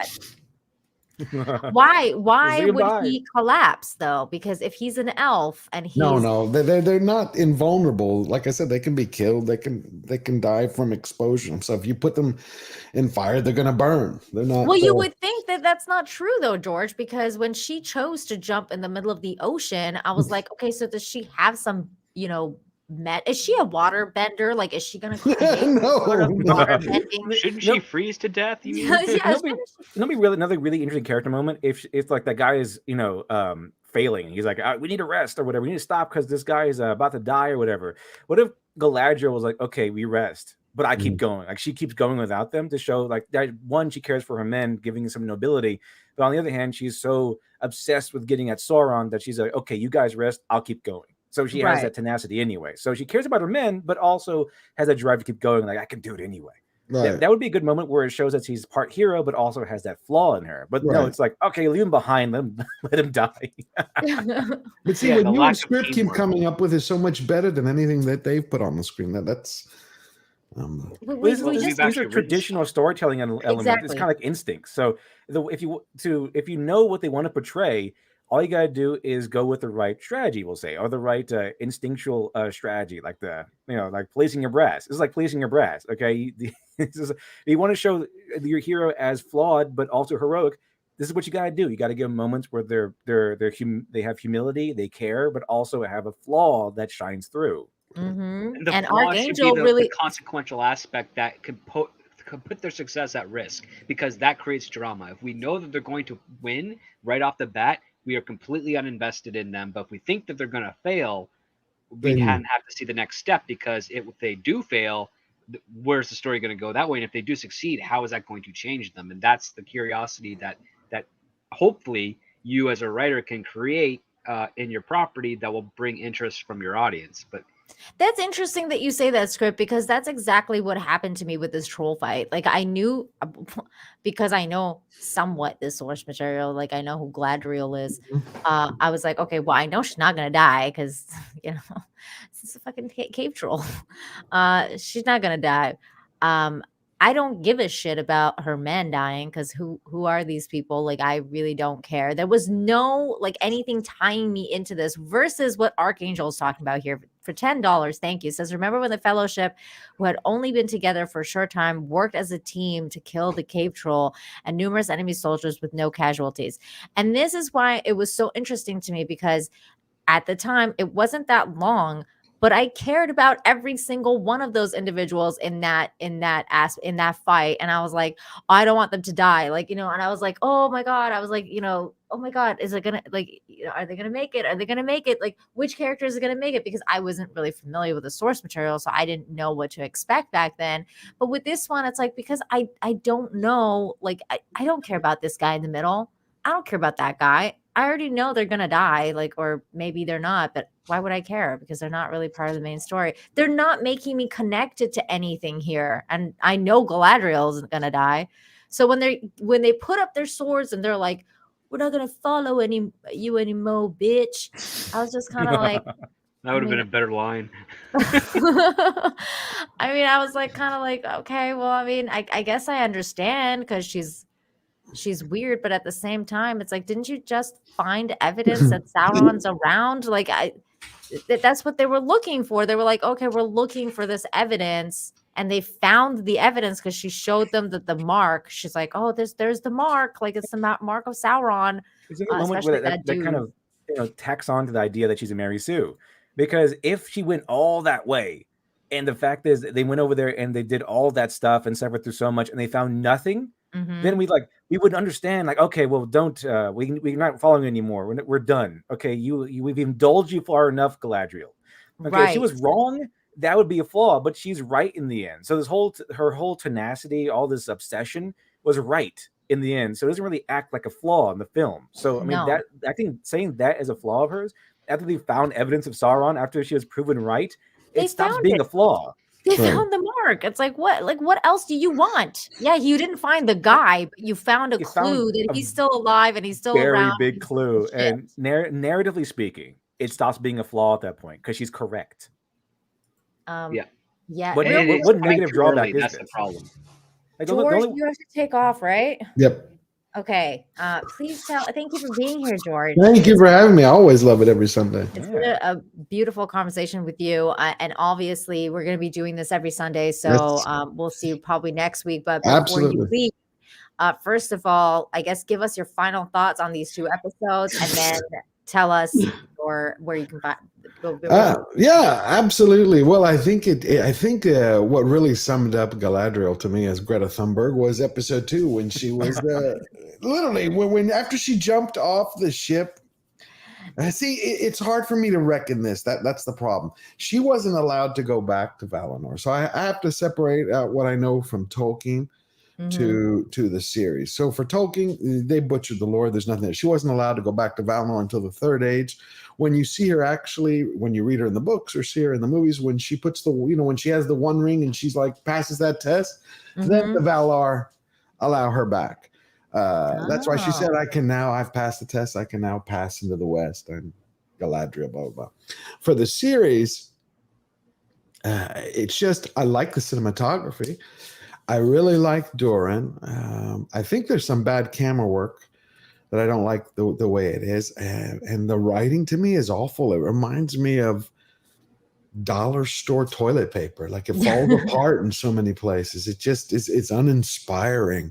I find it's like someone's trying to be pretentious and pompous at so many points, and it just doesn't grab me. And her character, and most of them, I don't know what it is. I think I finally understand what true magnetism is by seeing the lack of it.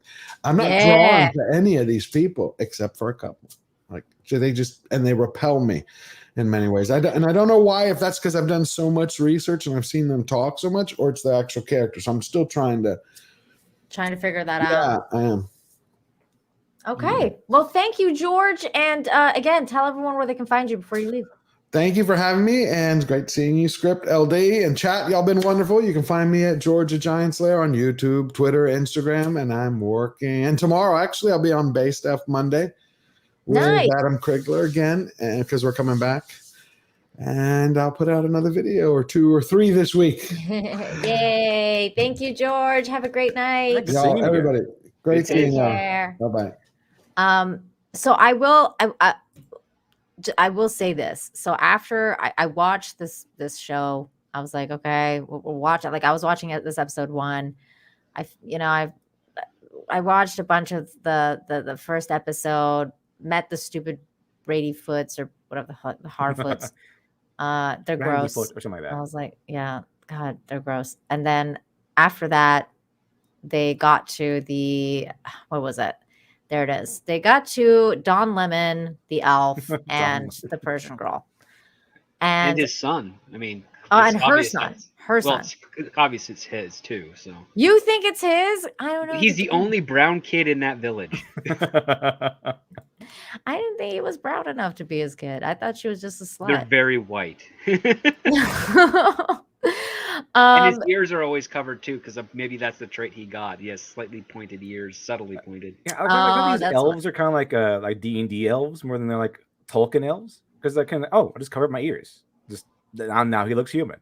Oh, okay. Yeah. That's right. Oh wait, I jumped through a whole bunch of it. So we meet the stupid Harfoots. The little girl's like, oh my God, I want to like Lady Frodo. Yeah, she's like, I need to get out of here and, see the lands far away and blah, blah, blah.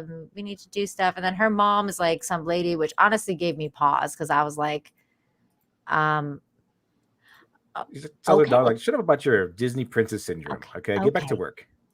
Like I was just like, all right, Wait, that was the mother? yeah, she gave me pause. I was like, oh, okay. She does not look like she's the mother of that daughter. No, not at all. But apparently she is. Lenny Then- Henry's introduction of him just sniffing and bugging eyes at him, like, that's funny because that's not.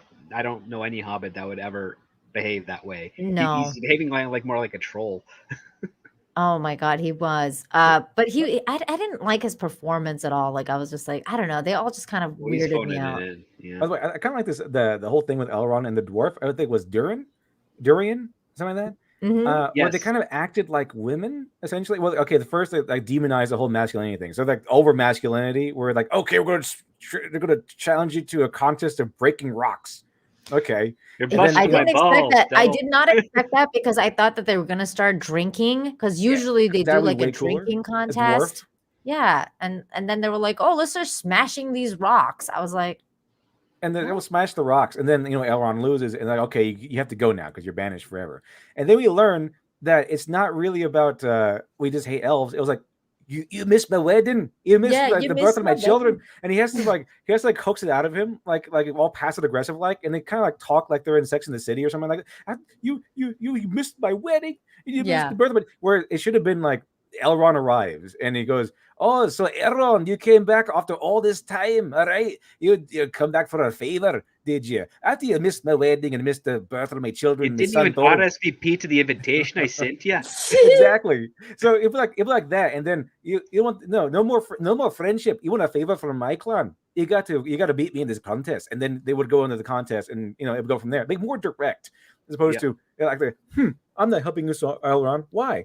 Because and like you have to guess what it is. Like he's like his ex-girlfriend Like or a something like that. yeah, it's like I'm not that is talking to such a you. woman Well, thing. I don't see a problem with that. No, you understand. It is a problem. And they're like, what did I do wrong, my friend Durian? If you have to ask you, you have to ask. Yeah, if you then had I'm- to ask, then I'm not going to I'm not tell gonna you. tell you. I don't have to tell you. Yeah. I'm not gonna tell you. Oh my God. I did think that the dude what like I thought that the dwarf was a good actor. Like I thought he did pretty well. I thought the king did even better. Like he was in it for like 5 seconds, but the king was he looked dope. Like the dwarf Oh, king yeah. looked dope. Oh man, they introduced the dwarf guy, the Dor, and he's like got this armor and he got armor for his beard and everything. I was like, yes, because dwarves are my favorite Mhm. fantasy race, and like because they're so cool. So I was like, yes, I really enjoyed the section with the dwarves until they started riding the dwarves, and then like Yeah. I even enjoyed how rambunctious they were. Like they're all like rattling things and cheering and chanting, stomping their feet. I kind of like that. Very dwarvish. I like that too. It was very dwarven. I like the whole city. Like I thought that was really cool because I always wanted to see that part of their culture in Lord of the Rings, and it's nice to see that. But these are the little things that make me think about how how much potential this show had and how much better it could have been had it not been this fucking mess. Then all these things would have been so much more grand, whereas now it's like, okay, they had these one or two like nice things, but it was overshadowed by quite a lot of bad things. And keep in mind that dwarves are supposed to be so masculine, even their women have beards. So that they're supposed to be like this really manly race, like really like strong, masculine, like testosterone riddled race where because they're all miners. I mean, like it's a kingdom, and like they're insulted that it's called a mine, but I mean that's what they do. They mine. They tunnel And in they're through the the rock. average height of a miner too, so it goes hand in hand. Exactly. So after the Bradyfoots or whatever, Harfoot, Bradyfoot, Bradyfoot. well, that's what her name is, Nori Bradyfoot or whatever. Yeah, I'm just thinking it's like it's Mike and Carol Bradyfoot of the Brady Like a fan bunch. fiction. It Really feels like a fan fiction. Like someone had to shove their fan fiction in here. It really does. But then you get into that whole speech about like, well, the king of the elves is being like, oh, you guys are gonna get on the boat now and go back to the Valinor or whatever the fuck it's called. And sure, I'll have you build this tower, but you can't use any elf labor. Yeah, they're talking about that, and then all of a sudden they have this, which was again, this was a pretty scene. At least it was like, elvy. Like I was like, okay, there's some glowiness to it, and okay, like that's nice. And you got the little crown, I guess. Like those things are nice aesthetically. They were good. But again, it's like, okay, why is it in one scene it looks great, but in the next scene it looks like shit? Like, can you explain it to me? Nobody can explain this. Because the next scene, it's like Elrond and Gladriel are talking. Does this guy look magical to anybody? Not to me, because I was like, what? He looks like a patron at McLaren's bar in real life, the West End of New York. He's like a cosplayer a little bit. But dude, cosplayers would do it way better. First time cosplayer. Yeah, like an early, like an amateur cosplayer. Yeah. And then they have that epic conversation of, you have not seen what I have seen. And he's all like, oh, you like, put "Don't down sweat your it." sword, Galadriel, and then you can be without it. What am I, my friend? I was like, oh my God. Okay, but now that we're on this topic of Galadriel and Elrond, how are they friends? Because Elrond is like, oh man, I'm so glad to see my friend again. And he's like, oh man, I don't want to hear about your adventure. I don't want to hear about all this nonsense. I want to hear about you and your adventures. And then Galadriel's like, you're a scummy politician. And he's like, so Elrond gives her all kinds of like love and affection and respect, like he's her friend. But if you look at the scene, Galadriel gives him no respect at all. All lip. It's all lip. Immediately belittles him. Immediately belittles him. She says something like, what was it? She says after he asks her, she belittles him by saying, why, Elrond, you really have become a politician. I am not some courtier to be placated by idle flattery, like you are, Elrond. She doesn't say that, but it's kind of implied, like, I'm better than you because I'm a warrior. I'm not a politician, okay? I'm not here to be placated by idle flattery and soy stuff. I'm here to fight. And then it's just belittling Elrond, belittling his occupation and his station, and then has the gall to say, you better give me a council with the High King. Like, we're just kind of like overstepping her bounds. So after belittling him, she's asking him to do her a favor that would put his potentially put his career at risk, make him buy or get him some hate from the king because he's kind of overstepping his bounds, kind of like going over your manager's head and going to your manager's manager. Like, if there's protocol, like I want you to break protocol for me, Elrond. And after I belittled you and saying that you're worth less than me, I want you to do this thing for me. So I'm watching the scene again. I'm like, how in the world are they friends?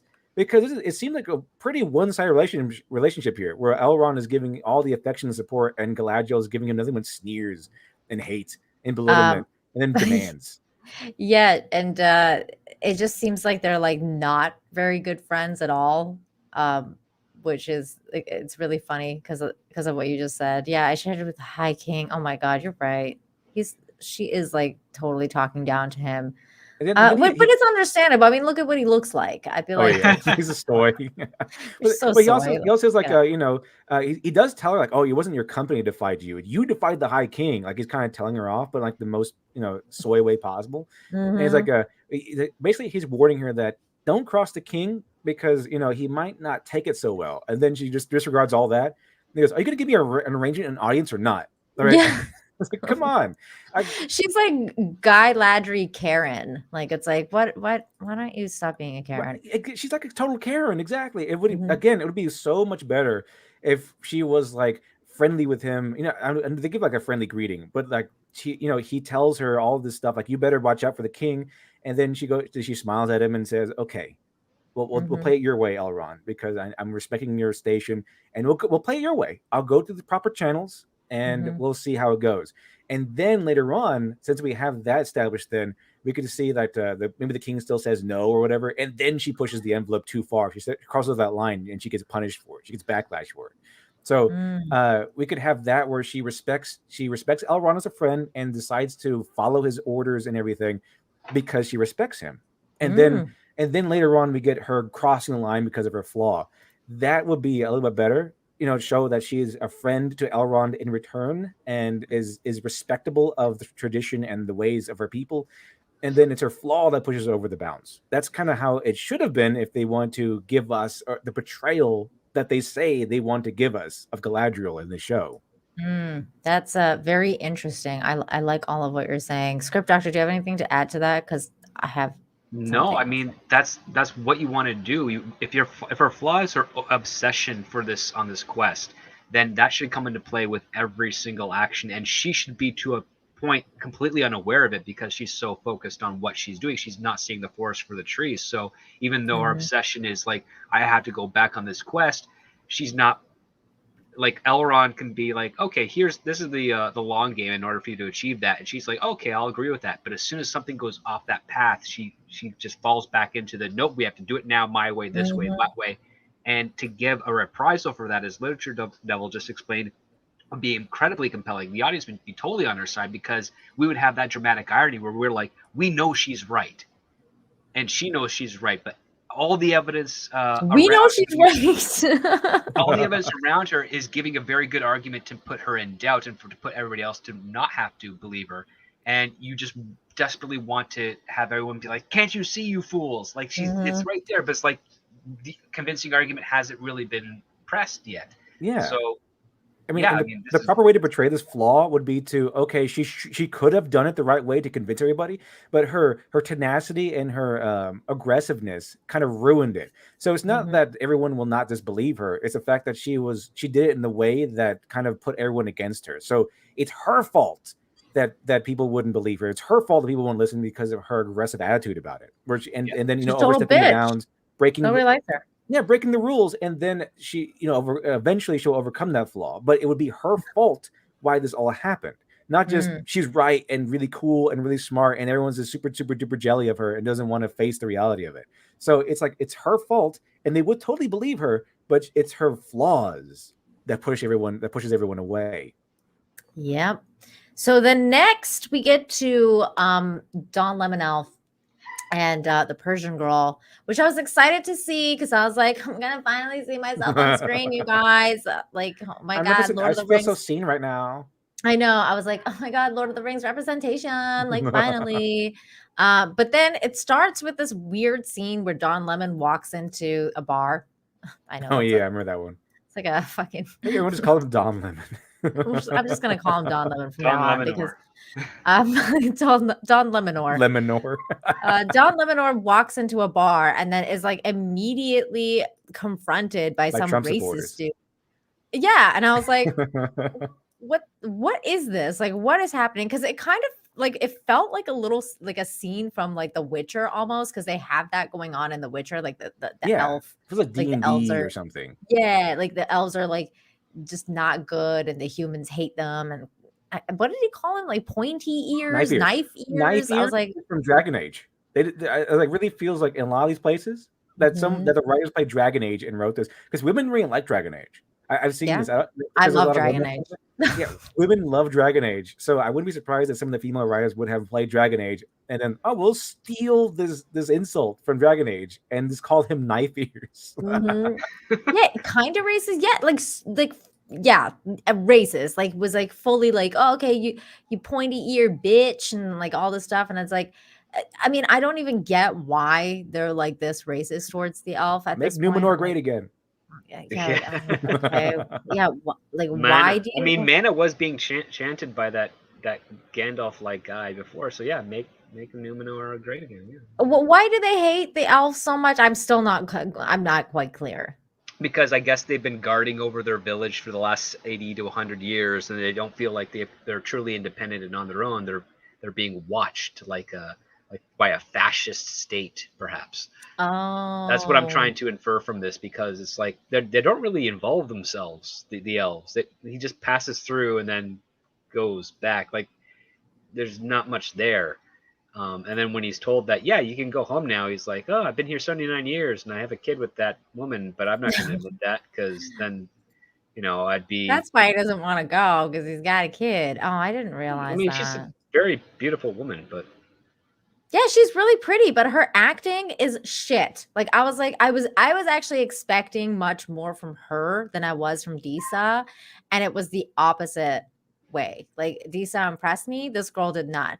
And having said that, even nail the whole putting the head on the table scene. That's like the easy stuff. Oh my God. But at this point, you guys, I'm not even joking you, I fell asleep. Like right after the after the elf being racist to Dawn Lemonor, I was like, because I rolled my eyes so hard, I kind of got a headache, and I was like, okay, I'm just gonna close my eyes for a brief second, and then the next thing I knew, the show was over, and I was like, oh, wait, what happened? You know, like one of those moments. When there's more life in the face on Don Luminar's chest than there is in his actual face. I know. And I will say this, I did like his armor, like this weird tree armor situation going on. Oh yeah, it looked pretty I cool. thought it was better than whatever the hell was going on with the elves in. It'd be freaky if he had that face on his back and it would talk to him every once in a while and be like, watch out behind you. I think that's a cool idea, actually, for like a D&D armor or something. Yeah. I like that. I like that. The thing is, the reason I've heard a lot of people that it is hard to concentrate and it does put people to sleep. I mean, I had a hard time keeping awake when watching it. I had to do something else and a hard time focusing. Like, you really can't catch everything at first. And the reason why that is because, of course, the bad writing, but also they wanted to introduce every single freaking character in the first episode, and they wanted to do it like from their home or something like that. So there was no focus character. It seemed like it was going to be Galadriel, but they didn't stay on her. So if you watch the show, like, oh, here's Galadriel. What's she going to do? Oh, wait, here's the Harfoot lady. What's she going to do? Oh, wait, it's the elf guy. It's Don Lemon over here. What's he going to do? No, wait, it's over here with Gandalf. It's falling from the sky. And it's like Whiplash. Like, you go from one place to another place, another place, another place, and they're all different areas. And like, who am I supposed to be following here? So it's the thing is, it's really hard to focus. It's so convoluted. It's so convoluted. I couldn't concentrate. Exactly. I was bored. It keeps breaking your attention. It keeps breaking your focus. So it's like you can't get into it because the moment you get into a character story, they switch to another one. So the thing is that what they should have done was just maybe keep with one story with Galadriel, and then she meets the different characters later on, and we get to see what they were like. So they did. And to go back to the Lord of the Rings, in like the Fellowship of the Ring, it begins with the Shire, and we spend a lot of time with Frodo, and then through Frodo we meet Bilbo Baggins, and we meet Samwise Gamgee, and we meet his cousins, and we meet Gandalf. And through Frodo's eyes, he's the focus character. So, yes. And then if they wanted to introduce everyone in the beginning of the episode or the episode 1, they should have done an Elrond's Council situation where like everyone is gathered around the same room and they can all meet and intermingle and tell their stories or whatever. That's like how later on in the Fellowship of the Ring, you introduce Gimli and Legolas and Boromir. You introduce those guys not by jumping to them at their house, they're individual. Yeah. You don't jump to them before then. You meet them all at Elrond's Council, and then they all travel together, but they're all in the same room, and you get to see them all intermingle. So you don't actually have to see them before they meet. You can see them there, and that way we remain focused on Frodo, and we get drawn in because we see, oh, this is Frodo's adventure, and we get to see the interactions through Aragorn and his girlfriend, elf lady. I forgot her name is Arwen.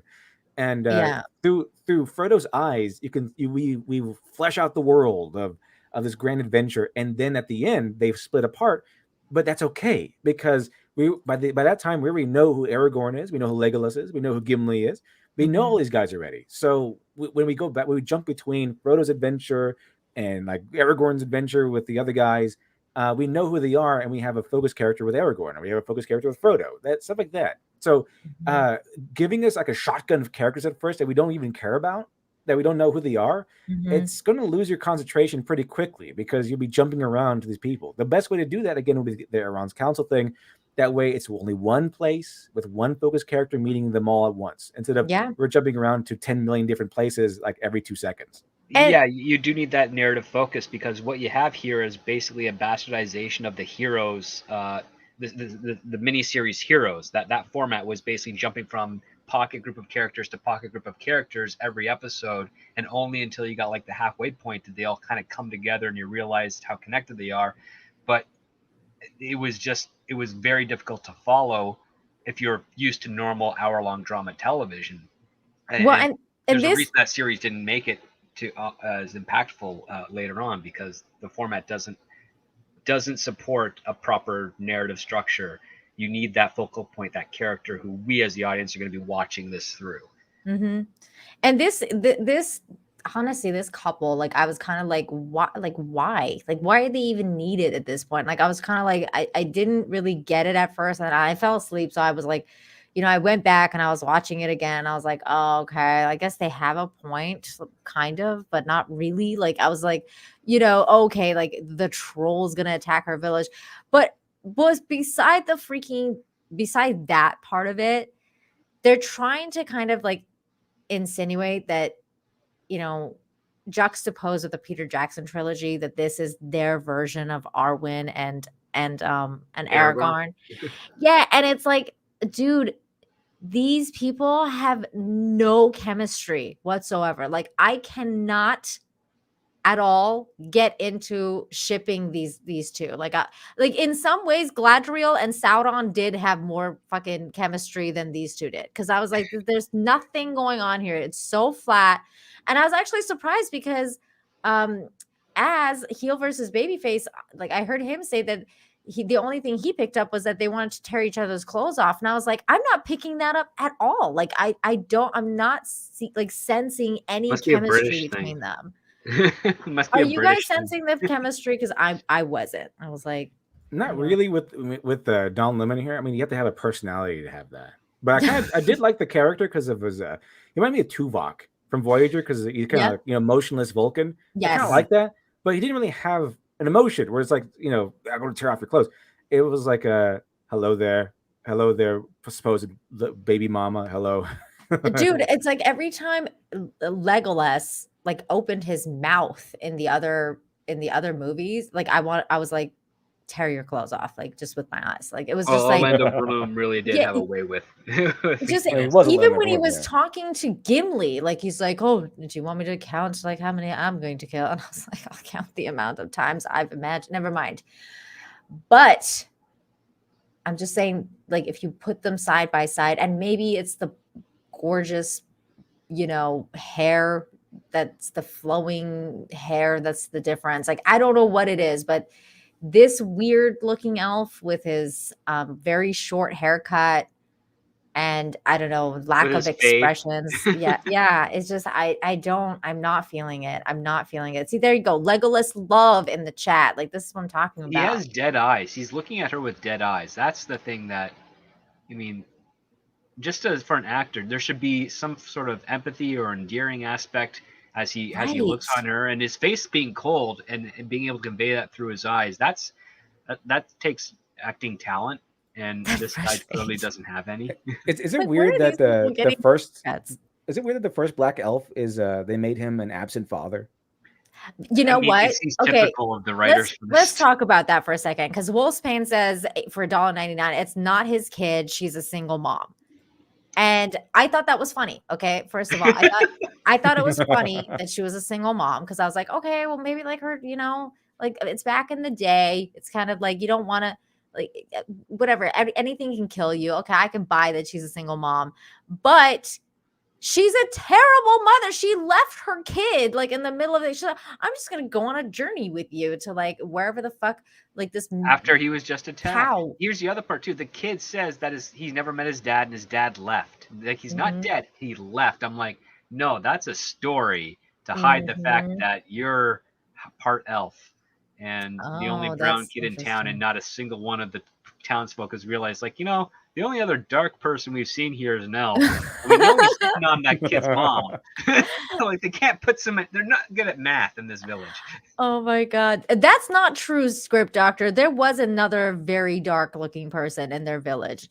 It was literally the first person that you saw, like maybe the second person was this person right here. Because I was like, okay, like, I guess, hey man, there's a lot of black people in like, but it's a woman, and no elf would have been with her. I don't know. What does she identify as? I don't know what's going on. Her ears are covered too. Maybe she's also an elf. Maybe she's like an elf in hiding. I don't. Maybe I don't know. Well, the guy's been there 79 years. Maybe she's the daughter of the first one he was with when. Oh no! Oh my God! But yeah, you're right. You know what? The more you talk about it, the more now I'm convinced that he's probably the baby daddy. Because like it. I mean, who else would it be? Because look, I mean, you're right. The hair is always covering the ears. We don't really get to see his ears at all. And now, like, okay, so he's got a terrible mom. She's a terrible mom because she just leaves him after she figures out, like, oh, there's a cow that is giving like, diseased milk. It's like blood milk or something like that. They're like, oh, how far to the east did this blood, this cow go grazing? And they're like, oh, okay, I'm gonna come with you. Like, let's go. It's like, why are you needed? You're not a warrior. You're some sort of. She's a veterinarian. But why would she? No, she's a healer, and she can work on animals. It feels so D&D. Like I never thought that a hero in Lord of the Rings would see like a diseased cow and go find out what's happening. I feel like a D&D setup. Like Gary Gygax should be like, I can come up with something better than this. Yeah, or like The Witcher. I felt like it was like The Witcher because I was like, okay, like who's gonna hire like somebody to go like The Witcher to go find out like what's making these cows sick? Like, you know, toss a coin to your Witcher. But yeah, that didn't happen. But then there's like, okay, so she's a terrible mom. She leaves her kid, and then the fucking kid's hanging out with a racist kid. Like, no wonder, because I mean, he found no that sword that can rematerialize after with the drop of blood. Okay, again, this part I missed because I was like, why? Like, how did he find this stuff? He's like, I found a floorboard that was loose and then this shit was hidden inside. And I was like, we don't get to see it. He has to tell us that. Like, he could be running away to hide from his mom because he did something bad and he trips over the floorboard and finds this little crawl space, and inside that a treasure trove of cool stuff where he hides from her because she's upset. But no, he's just like, I'm going to show you this kid and tell you how I found this just by accident. Legal Vices for 5,000 says, when does the Dungeon Master show up to give us the moral of the episode? Rocks fall, everyone dies. Dungeon Master, I'll take care of like Yakko Warner. Just give me the wheel of morality at this point. Like, seriously though. And then so he finds out, like you said, Script Doctor, I mean, it could have been a much like cooler scene, but no, they wanted to be like, no, this kid's like getting groomed by the weird racist. To be fair, he kind of did look like Ryan Kinnell. I'm not even gonna lie. I feel like they modeled him after Ryan Kinnell a little bit, like the younger Ryan Kinnell. Like, I mean, come on. I don't know. I think they could be brothers. I mean, they gave him the haircut. To Ryan, they gave him the haircut. If you put a beard on Elrond, you'd probably have a little bit more looking like him. But look, from this angle anyway, look, he has a shaved side of the head and a long other side. You know, like all the Karens have. Yeah. Like all the Karens have. From this angle. That's the youthful Karen haircut before they have the may I see your manager haircut, which is when they cross that 35-year threshold. Yeah, I mean, come on now. But yeah, and then the kid has the sword of Sauron. It's like the crazy ass. Wait, what is this thing called again? Do you guys remember? I forget the sword, but it's the one that broke. There's his sign. It's his +1 magical weapon that he found. Yeah, it's a +2, dude. Come on, at least. Well, as it grows in inches, it gets more plus. Yeah, he has to fix it first, and then become +2. Wait, something is growing in inches. Oh, well, I mean, yeah, he's got like what, about 4.5 inches of blade there. Once it's that's what she said. He got 4.5 inches of blade, huh? That's how he was born. Yeah, hey, my goodness. And there's blood involved to regenerate it, so that also works too. That's true. Oh, that was weird. Land Mammal for 5 says, Theo, my dad went out for arrows and never came back. Oh my god. Speaking of arrows, because I actually was like, wait, what the fuck is going on with this? Because there was a scene where this dude, right, the Don Lemon Elf, is like talking to his friend, and his friend's like, hey, they called us home. Let's go home now because the king's like, the war is over. We don't need to be here anymore. And so the dude, he's got this. He's got this. He's got a bow. He's a bow person, right? An archer, yeah. He's an archer. Where is his freaking arrows? Well, is he just gonna borrow arrows from whoever's around? He's like, I left my quiver back at the base. Like, there's no quiver at all. Like in any of the shots. I was like, okay, where's your quiver, man? Because a bow is pretty useless without a quiver. And it's literally like that in every scene. Like even in the scene where he's talking to him on the tower and they're hanging out, he ain't got no freaking arrows. Badass. He just makes his arrows out of the things that he finds laying around in the field. Maybe he's just a lackey of Don Lemon there. He's like, oh, you broke your bow? Well, here's another one. He's like the I don't do the fighting. That's your people's job. He's his caddy. Yeah, he's the caddy. He's the bow cat. He's the bow caddy. Like you would think he would have like extra arrows for Don Lemonor. He probably used But- them all because he shoots so many bad guys. Might be a sword. That wasn't a Or a sword. staff. That was pretty. I was looking at it. Maybe he's a It bard looks- class, and he's just there to keep the adventures and the exploits of Don Lemon in song. Yeah, he's doing the record. He's recording it. I was all Bravely ran away. If it is a staff or something, it's a weird looking staff because he's got like I'm trying gnarled. to yeah, It's and masterwork. it's got a strap attached to it, which is what made me think that it was that. Well, you that can't it was just a hold it in bow. your hands all day. You gotta. That's what she said. Yeah. Look at okay, so here's a better shot. I guess maybe it's not a bow, but what the hell is it then? Because that's not a stick. It's not a staff. It's not a sword. What the hell kind of sword is that? If it's a sword, I don't know what that is. Could maybe be the hilt of an axe that's upside down. We can't see the blade below. it's a useless stick. Yeah. All right. I guess we can. We'll go with It's useless. oddly shaped, and it's got a It's- knob on the end. So yeah, it's weird. It's a very weird weapon. I don't. It's a sword. Very That is a phallic. bow. I mean, people are. See, I mean, this is why this a sickle, a scythe. I mean, people are trying to guess what that is. This is why this show. No, I don't care. Like, I don't care about whether it's following the lore or not.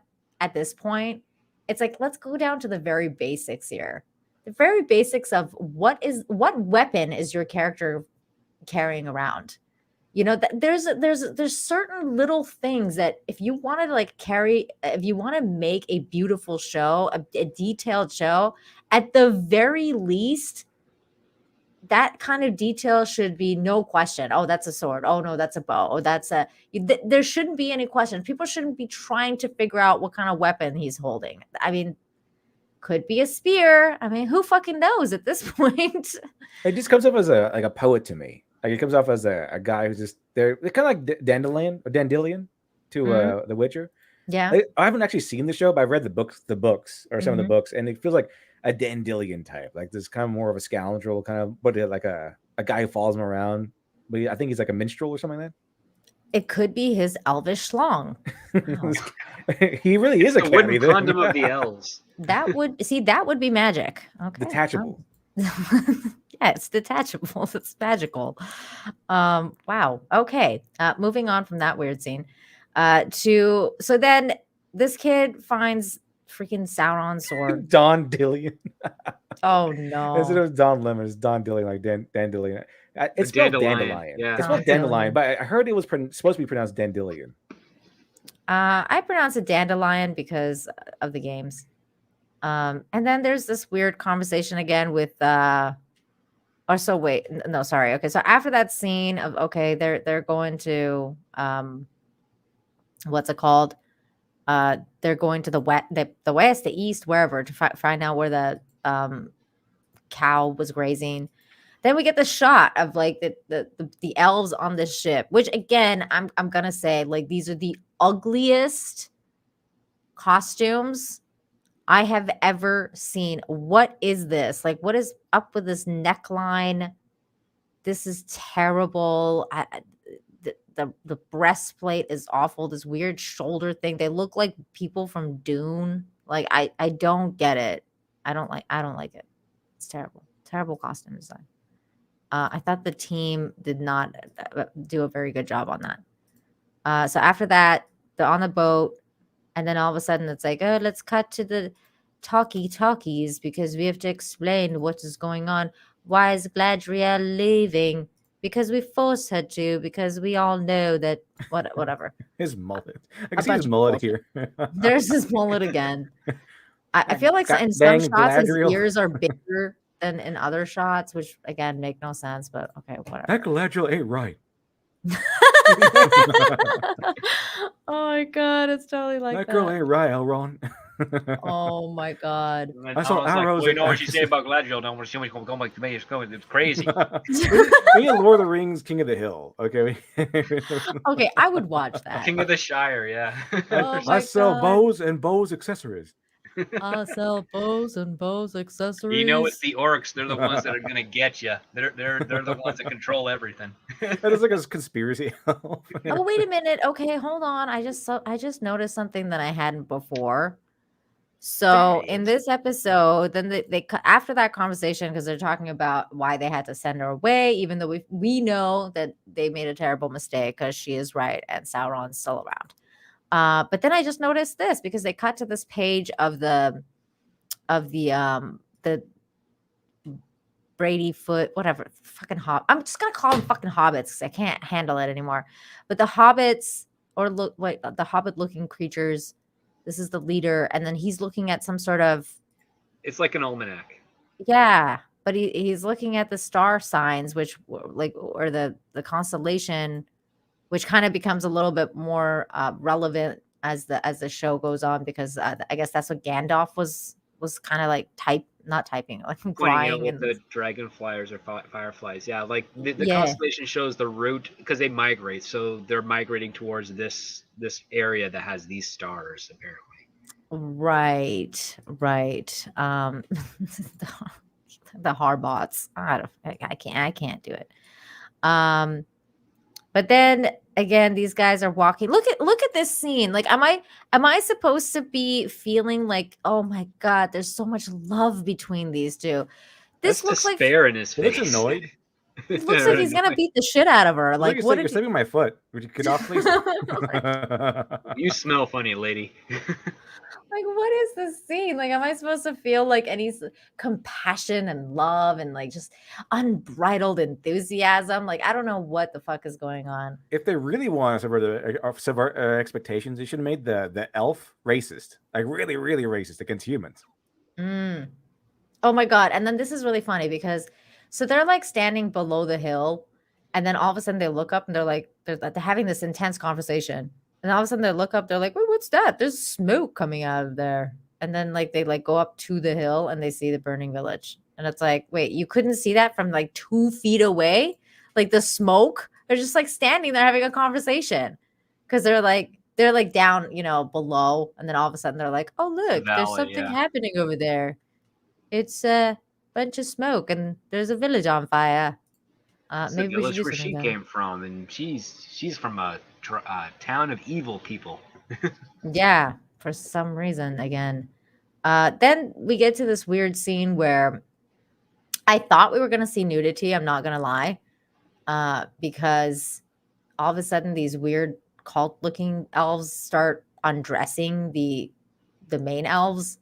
They're like, "Let me take off your clothes," and they start like unpinning the armor and pulling down the dresses, but it kind of looks weird because they're doing it to the men too, and it's like the It's men the look, dress on top of a dress, yeah. yeah, Why they even wear kind the of, armor if they're going to take it off? I don't know. That's why I'm like, I'm so confused. But I thought maybe that, and wouldn't it be like more kind of make more sense if they were naked, like they were like they're leaving and entering this new realm naked? I guess I don't know, but for They're whatever being reason, birthed. yeah, the rebirth. I mean, which they may as well have been, because that portal looked like a vagina, and I was like, "Whoa, that's definitely a vagina." So they have like a Uh, lot of writers, and they're just like, okay, everyone gets a portion of the episode, so you get to write your portion. You get to write, so that's why you get like the weird like metaphor heavy segments. You get the super cool Galadriel being an awesome boss lady, mhm. Mary Sue segment, and then you get like the D&D segment with Don Lemon, and you get all these different segments. Yeah, and then like the Dragon Age people get the dwarves, which was me. I Yeah, like that was my shit. favorite part. I was like, yes, That I was was my favorite alive. It woke me up because at that point it was like kind of boring. So this is the scene that we see in, the portal to Valinor. And again, I thought they could have done a better job in describing what is going on. Like, why is it that, like, because at this point, from what I understood, is that the portal is still open. Like, this is not like in Lord of the Rings, where the portal's closing and the last of the elves are leaving or whatever, that the portal's open. So I didn't understand why it was that she was freaking out. Like, oh, okay, like I'm leaving and I'm never gonna come back. Because if I make this choice and if I leave, like I'll never be able to return. And I didn't understand that because I was like, I thought you could still like return because they came from there, didn't they? Yes, they came from there. So Yeah, I'm like, so why in is she Norway. freaking out? Wouldn't you just stay on the boat and then come back around? Like be like, hey, you know what? I forgot something. I'm back on the in Middle Yeah. Earth. Can I just take the next boat out? Or I changed my mind. Like simply I changed my mind, you know. I think I have way more stuff left to do over there. You know, Elrond that's owes me some silver. I need to get collect. they could, you know what they could have done if that was the case is they could have said, you know, time is different there. So they could have said something like if you cross that portal or whatever, maybe like 300 years will have passed in the blink of an eye of when you're there in Middle Earth. So then basically like if she had come back, you know, that all the quests wouldn't have mattered anyway, because then Sauron has already done what he's done because she left, you know, and time is different there. So like you know, in a second there's like 300 years in Middle Earth time. So that would I could kind of understand like, okay, she has to make this choice now. But the way that they left it, it's like, okay, she could have just boarded another boat and come back. Like, I don't understand why this was such a be all end all decision. It didn't really make any sense in that sense. Are you guys feeling what I'm saying? Yeah, I hear what you're saying. She's, I don't know. The fact that they're compelling her to do this, and I don't know, it just seems more contrived than proper cause and effect. I honestly thought it was so bizarre that she chose to like jump in the water because I was like, wait a minute, like it's an ocean, like it's not a river, like it's not like there's an island right there and you're like, oh, I'm just gonna, you know, climb or just swim to that island over there. Like imagine if you, I don't know if you've been to Vancouver, right, Script Doctor? I mean, imagine it's like on a nice day you could see Victoria from Vancouver, so you could be like, okay, I could swim to Victoria, no problem. If I'm stranded in the middle of the ocean and I'm like, oh, okay, there's Victoria, like I could make it. You can make it back, yeah. But there's nothing there. Hard, but it's feasible. But she's in the ocean where every direction is more water.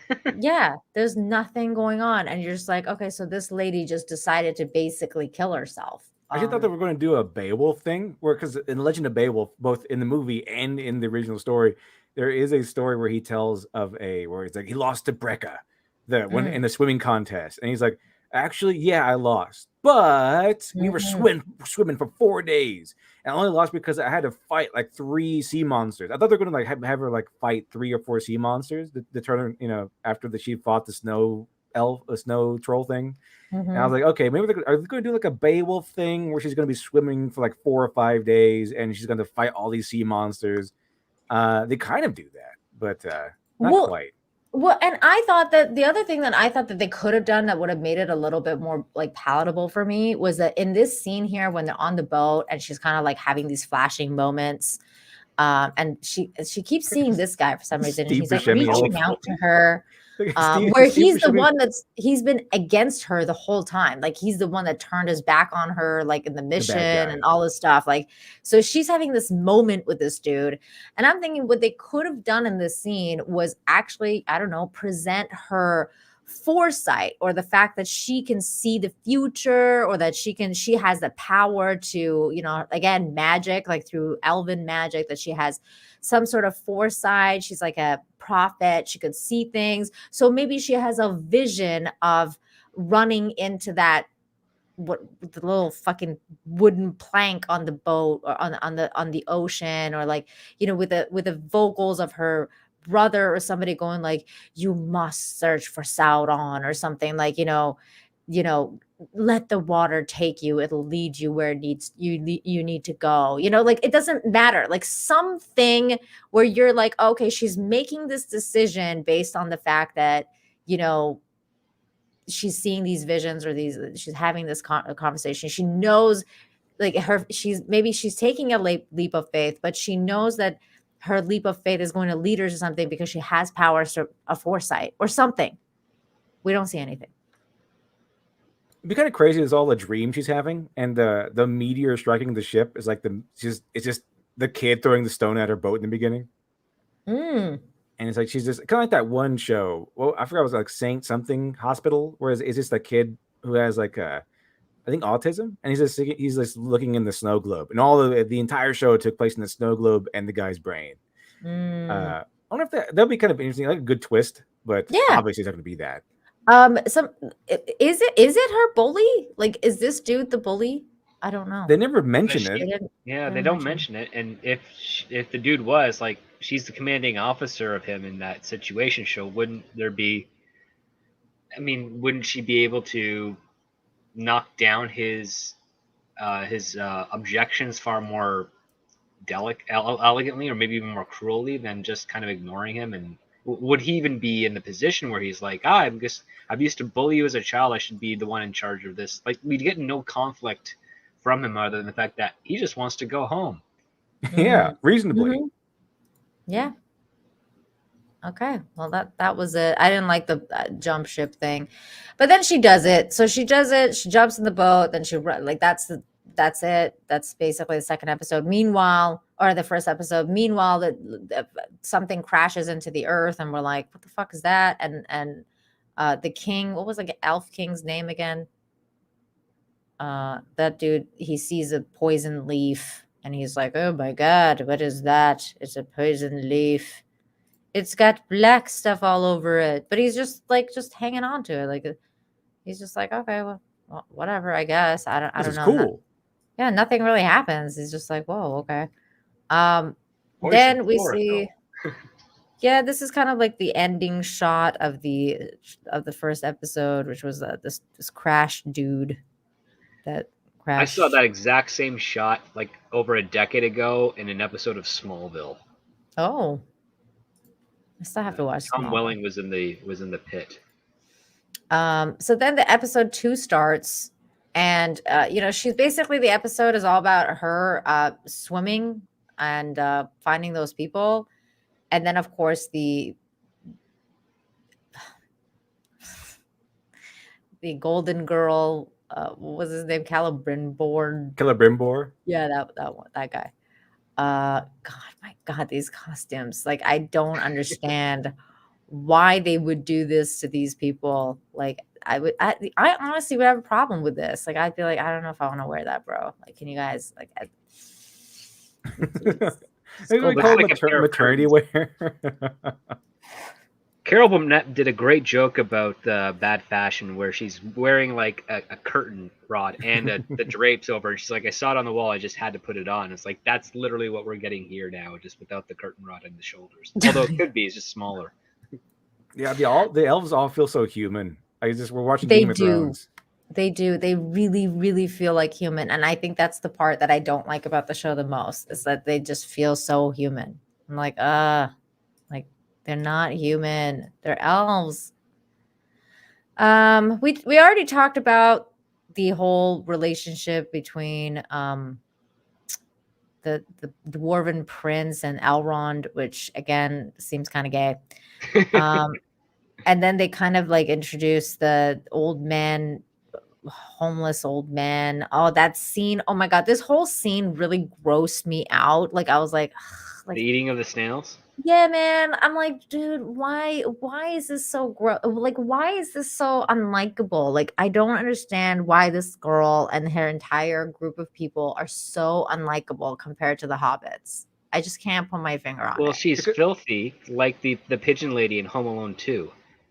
Yes. They're laying it with the writing. They're laying it on so thick. It's like, oh, these people are so wise and they're oppressed and all this stuff like that. And she's like, oh, she's the picture of the girl wanting more. Like, she's totally Disney princess. Like, it's so, they lay it on so thick with no real, like pullback. It's just like, I want to do something more. No, you got to stay here. You got to accept your fate and your duty. Even in the original, or not the original, but in the earlier scene in episode 1, they laid it on thick with Galadriel. Let me see. I have the quote right here. So check this out. This is actual dialogue. Okay. This where Elrond is talking to Galadriel, and it's so in your face. It's so nail on the head. He goes, it was not your company who defied you out there, but rather you who defied the High King by refusing to heed any limit placed upon you. Like how dare you, stupid woman, refusing to adhere or obey a limit put upon you by a man. Like, it's so awkward. You refuse to heed any limit placed upon you. You know they wrote that in there, so it would be, a man. What a cool, powerful, supportive, like awesome hero Galadriel is.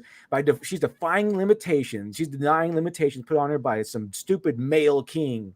Yeah, break that glass ceiling, girl. Like, it's so thick. Like, this is laid on so thick with all the oppression and the girl power. So there's something in this writing for even her. It's like in your face again. So there's a reason why on the surface it looks like other things. It looks fine. Like, it looks like it should be fine, but there's something about these scenes that you don't like, and some people can't put their finger on it. That's me. I was like, why don't I like this? Like, I like cute things. I like weirdos. Like, I like little, I like the Star Wars little bears. What were they called? Yeah, the little Ewoks.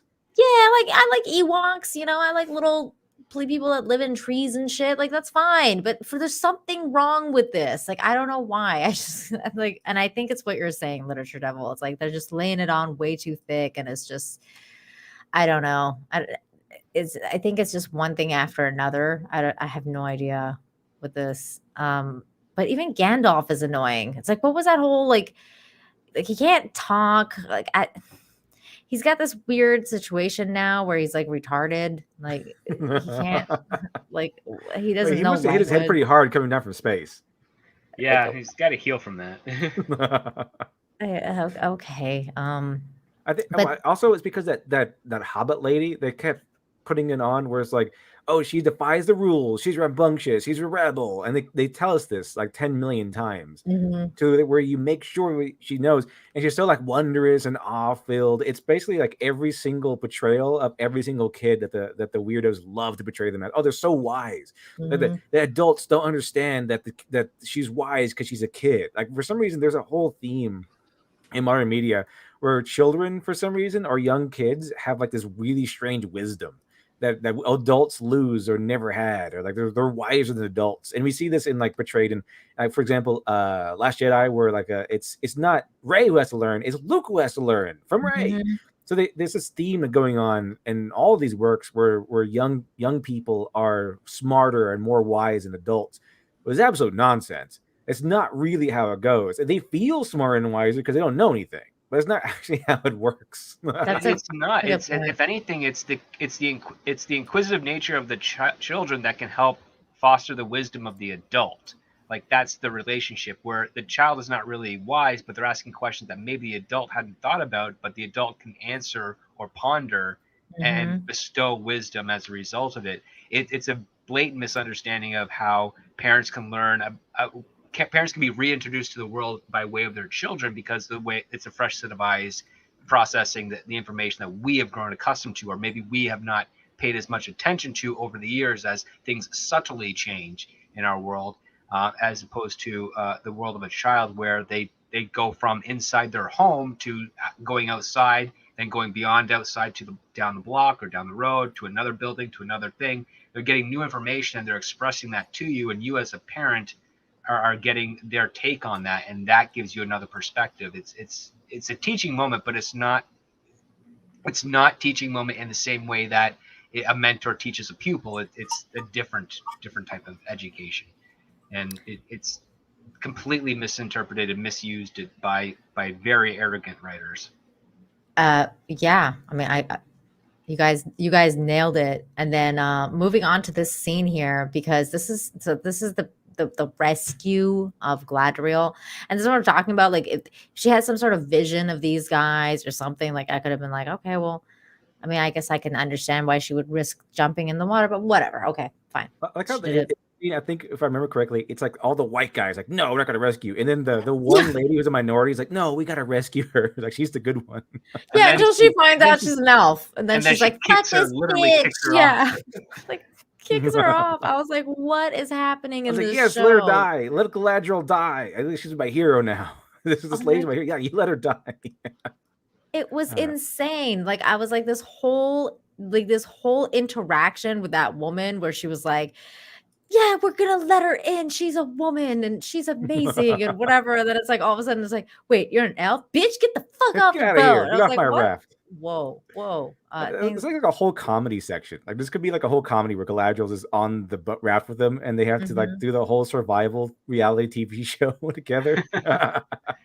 Oh my god! And then oh my goodness, Galadriel used the last of our clean water to clean her hair. Like, oh my god, it'd be great. That would be funny. That would be funny, dude. Okay, there was another thing that I really liked about the dwarf scene because it's mixed within the episode, right? So like they're going back and forth between the dwarf and the family situation versus Galadriel in the water, and I like the tree. And I liked how there was a line. One of the only lines I really liked in the show was talking about where he was like, oh, I like that you planted it. And I had no doubt that it would grow because even though there's no light, there's love. And, you know, you have basically like there's so much love around here. And that's why the tree grew. And I really liked that. I thought that was, I know like it may have sounded corny or whatever, but I thought it was a good line. Probably the best one in the entire 2 episodes. Was that scene. I like the little tree there in the caves, in the dark caves. It's growing because there's light and love. Okay, the next. Did you guys like the tree growing there? No, nobody cares. All right. I might have zoned out during that point. I think it would have been more interesting if look at her face there. He was less obvious of how the tree functions and it was more hinted at. Oh, okay. I know her face. See, she's so animated. She's so happy. Look at that. She's so inviting. I like this character just by her face here. Look at that. I like her too. She's so animated. She's the only one that's actually like putting some effort into it. Like I wish the dwarf is thinking like he's sitting in my spot. I kind of want to show with these two, where it's like, you know, like Married with Children or something like that, where it's just like a sitcom couple but with dwarves. Oh my god, that would be funny. Honey, I'm home, and then it's like, oh, where you been? I would watch that. I've been in the mines. I've been in the mines, yeah. And yeah, he has like a son-in-law that he calls Rockhead. Yeah, it'd be awesome. And it's like a geek dwarf comes in as a next door neighbor, and he starts doing all this stuff, and he comes to star the show. It'd be good. Be good. It's like you don't believe the sunlight's actually really healthy for us all. His name is Eric Hale or something. Oh my god. So then we go back again, we're cutting back and forth between them and Galadriel and Sauron, which is not Sauron yet. We know Sauron and Galadriel. Searching for. I'm trying to get a good shot because I kind of wanted to add Tim in here somewhere, like the wizard from Monty Python. Grail. I think you fit in well in the show. They called me Tim, and he's like, "Just find a wizard is launching fireballs." He'd fit well here. Oh my god, they do have some chemistry though. They do more than Don Lemonor and the other chick. Lemonor. Like I'm telling you. There's definitely more chemistry going on over here than Don Lemonor and Persian Girl. But okay, again, going back to the basics of what's going on in this episode and why I didn't like it on an objective level. This motherfucking thing is not going to survive a goddamn storm and a fish attack. It's just not. Okay. If a wind touches it, it'll probably fall apart. Yeah. Yeah. It's being hung onto by a single rope, like 1 or 2 ropes. This is what drove me nuts about this episode. Is like, how am I supposed to I understand that we have to suspend our our belief for a little bit here. Like, I get it. Okay, we're watching a show about elves and dwarves, but this, come on now, this is come on. I didn't. It's evil Sauron magic. You know, I could have believed that if they had been like, okay, you know, she's an elf that can use like some sort of enchantment to make it like safe through the water, like the journey of whatever. Or I don't know, maybe like since remember when we were talking about like the boat, the lessons of the boat at the very first episode, and to keep the waters at bay with the boat. Maybe Mhm. you could have done that. Like you could have brought some magic and that she's practiced for like, I don't know, all her life over there where she knows how to like, you know, part the waters or something, or do Well, yeah. something that would save her. Like I don't. If the whole scene in the beginning of episode 1 was not just there to show off how awesome and super cool Galadriel was and how everyone is super jelly of her powers, they totally would have, a proper writer would have tied that into a circumstance, like bring that back, like, oh, I learned this when I was a kid. I learned a lot of the anatomy of a boat, how they work when I was a kid, as shown by the first scene. But no, that whole scene was just there to ingratiate and glorify Galadriel and to show how everyone is just jealous of how awesome she is. Yeah, it would so have we been don't get awesome if that. she turned that raft into a swan. Yeah, the snap of Right? fingers, boom, all of a sudden a swan. Yeah. Right? It like it would have been something. It would have been something. It's like, okay, that's what she practiced, you know, when she was in Valinor. Okay, I get it. Instead of being bullied, she was learning some shit. It's like, You could okay, even do like I a get it. Hans Christian Andersen little nod, be like, this raft is an ugly duckling. It'll never get us to where it is. Like, well, let me turn it into a swan, and then Ooh, that would be nice. Oh, that would have been nice. That's not. Yeah, it was driven by her will. It would have been nice to see, but that did not. No, that didn't happen. Meanwhile, Don Lemonor and Persian Girl go to that freaking village. They know what's going on. Like she knows people, but her reaction to the entire village being burnt down is very like just like who cares? Like okay, a bunch of my village is burnt down, but whatever. Like I knew these people, but I really don't care. And then she just kind of like runs back to the village and she's like, "You guys, like my village, the neighboring village has been destroyed," and everyone's like, "Get out of here, you woman!" Like who cares? Like, and I was just like, okay. you are never married and you have a child. If you move, if already hanging from the streets, that'd be good. They'd burn you for a witch, be good. Oh my god. So then she like goes back to her house, which at this point, oh yeah, because the Don Lemonor, they found a hole. Don Lemonor jumped in to figure out what the fuck's going on because they in heard the a foxhole, noise. yeah. Yeah, and so he's going towards the noise. Meanwhile, the kid fucking went crazy.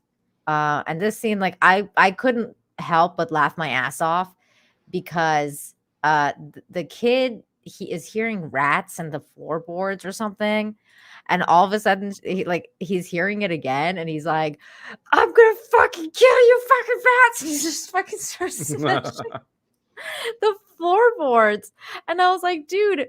I mean, I've been there, like when you hear something really annoying at night and you just want to kill it, like whatever it is. But like I just didn't. I don't know. I felt like this was a little bit of an overreaction by this kid, which I can't even call human kid anymore because he might be halfsies. He's passing for human. Yeah. He's passing for human. Then Don Lemonor keeps like walking in this whole thing. And then all of a sudden he hears a noise and decides to run away, which makes no sense because I was like, what, didn't you jump in the hole to confront whatever was in there? But no, you're just going to run away. And then decides to go in the smaller hole where he's like crawling through it. Like I was like, what is happening in this scene? And then there's water, and then he goes into the water, and then he swims out away from the thing, and then there's bubbles, and then nothing happens. Yeah, and that's about right. Yeah. And then she goes back to the house where her kid is. Again, a terrible fucking bomb. She realizes her kid, like the house is like just completely, you know, trashed and just, there's like fucking shit everywhere. So she hides in the closet because she sees her kid there too. And then it's a fucking troll. And it comes out and starts killing or trying to kill these people. And I thought this whole fight was kind of weird because, well, I mean, I was half expecting either Don Lemonor to somehow show up and like kill this thing, or the kid to kill it with the sword, because Well, that's a guy rescuing, being glorified and doing the right thing. So you can't have the man come in and save the woman. That's ridiculous. Sorry, it's an oversized goblin. Okay. Really fat goblin. You're right, though, LD. You're right. You can't have a man rescue a woman anymore. So this chick just like chops this motherfucking thing's head off, and I'm like, where did she learn to do this? Like, Where'd you get the strength to do that? right? Because I've chopped wood. Okay, chopping wood is hard. I know there's a lot of freaking innuendos in here, but she don't need no man. That's what she said. She don't need no man. She can kill goblins all by herself. I mean, I was kind of proud in some ways because I was like, Persian representation took out the freaking goblin or whatever. I'm so seen. Yes, I'm so seen, and she's just the bestest ever. She's even more badass than Gladriel, because even Gladriel didn't fucking chop off the head of this freaking thing or whatever this was. It's like, yeah, she's got this. I got the girl, the you go girl moment. It really was. I was like, yes, you go, you Persian queen. But yeah, in reality though, I was like, what the fuck is going on? Because no, like they set up the whole storyline for her to kind of be like hanging out with Don Lemonor, but then it's like they separated Don Lemonor and her, and now she's like with her kid that's kind of like Sauron now, which is kind of weird. I was like are they trying to insinuate that this kid is going to be Sauron? Is that what's going on? Because is that like they're trying to put a red herring? Because we know that Sauron is going to be the dude on the boat. I think Sauron is also called the Great Deceiver or something. So yes, tricks are kind of his element there. It is. Yeah. I don't know. Like that's the other part too with this show. Sometimes you can get an inkling of what direction they're headed, even though the ending might be still unknown. This one here, there's so many storylines popping up. I don't understand what I'm watching, like at all. Nobody even does. With the quote unquote cliffhanger of the king saying, "Oh, it's very coincident that the elf comes here looking for help after we discovered this thing that we're not going to show you because we want you to come back next week, and we're probably not going to show you what that thing is next episode either."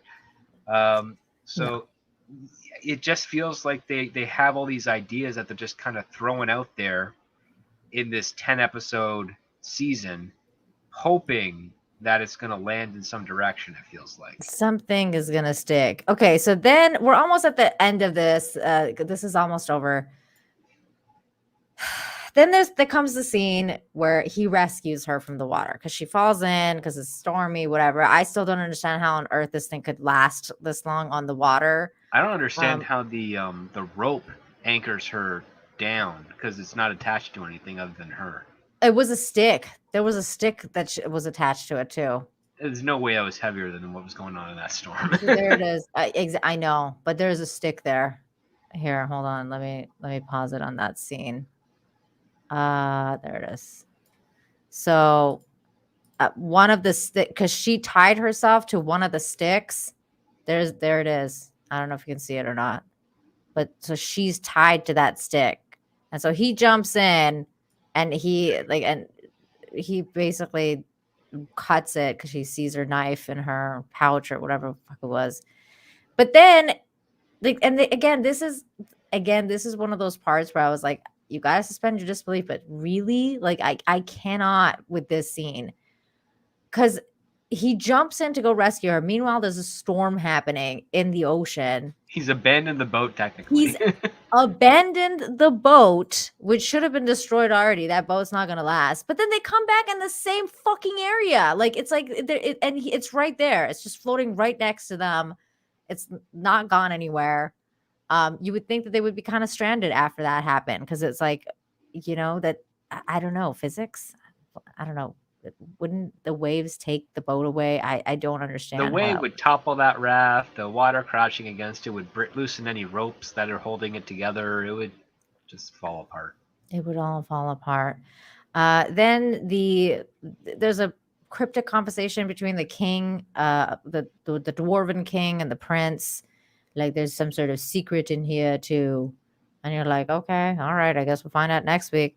And then what was the other thing? Oh yeah, then the kid does some creepy shit with the sword because he's like, yes, I got the sword now, and the sword's growing. And then the village starts to leave the human village because now they know that the threat's real because thanks to that woman, the Persian woman, Persian Pala, she did it. And then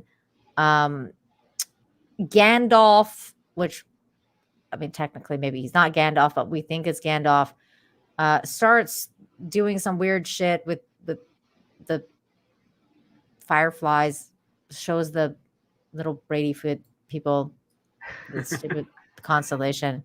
They're Kills like, the fireflies by way of constellation. Yeah. yeah, they're like, it's a constellation. Although they're like, again, that didn't make any sense to me because isn't he like a light magic user? Like, why would he be killing life in order to just like prove a point? Like, it just wouldn't. That seems like a dark magic thing rather than a light magic thing. But hey, Probably a red herring. whatever. I guess. Then we get to one of the final scenes, which again is kind of like showing this shipping thing that might happen. They're like sleeping together on the freaking plank of wood. He's gonna tame her wild spirit. It's gonna be the taming of the shrew for real. Oh yeah. Because that is a play. That'd be good because I think this series would be really improved if Galadriel smiled more. And then this is the ending scene here with this figure on the boat. Who do you guys think this is going to be? Elrond. Okay, Elrond. No, Elrond is still at the dwarven place. He left. That's true. It's probably Elrond. Jack Sparrow. It's Jack Sparrow. It'd be brilliant if it was Jack Sparrow. That would be amazing. It's Sauron. No, Sauron's on the boat. Isildur.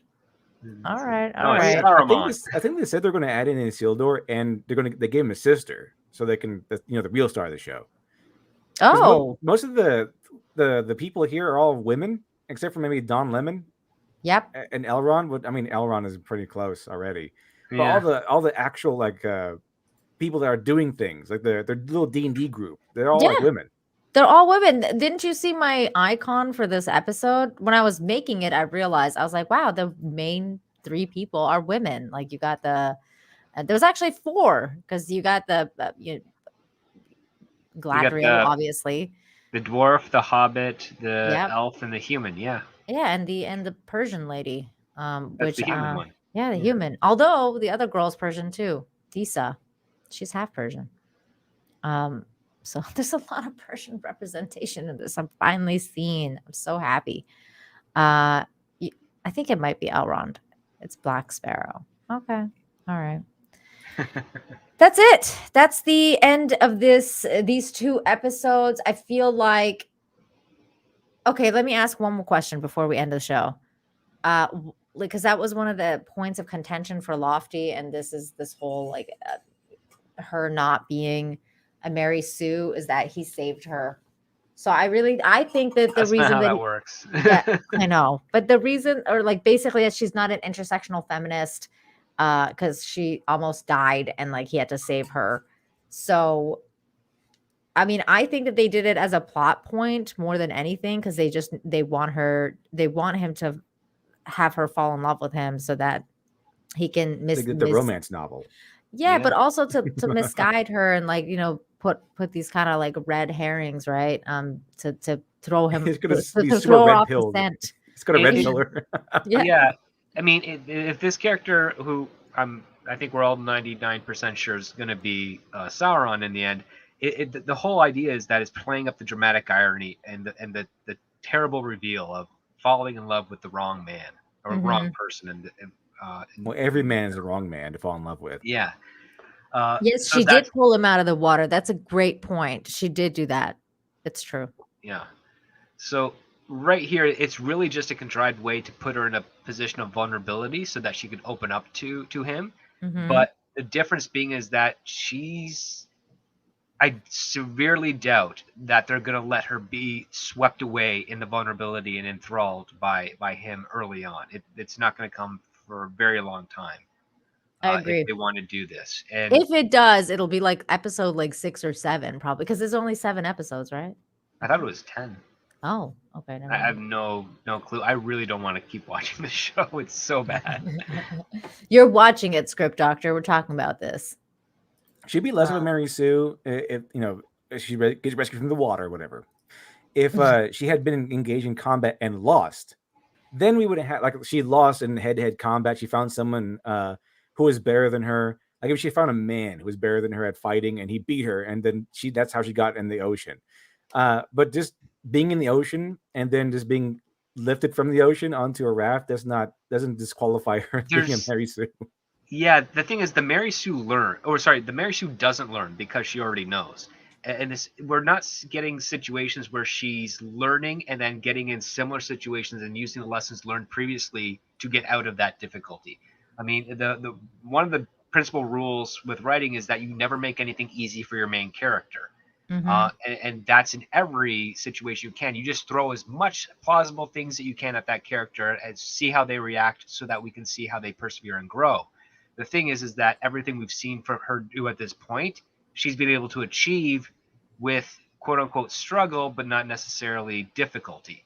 And some of the obstacles that she does face are very immaterial in comparison to an actual obstacle that you could actually understand and think, oh, this will prevent her from achieving this goal. We're not getting any of that. Like her jumping off the boat, okay, that's a flaw in her own part, and now she's stuck in the water.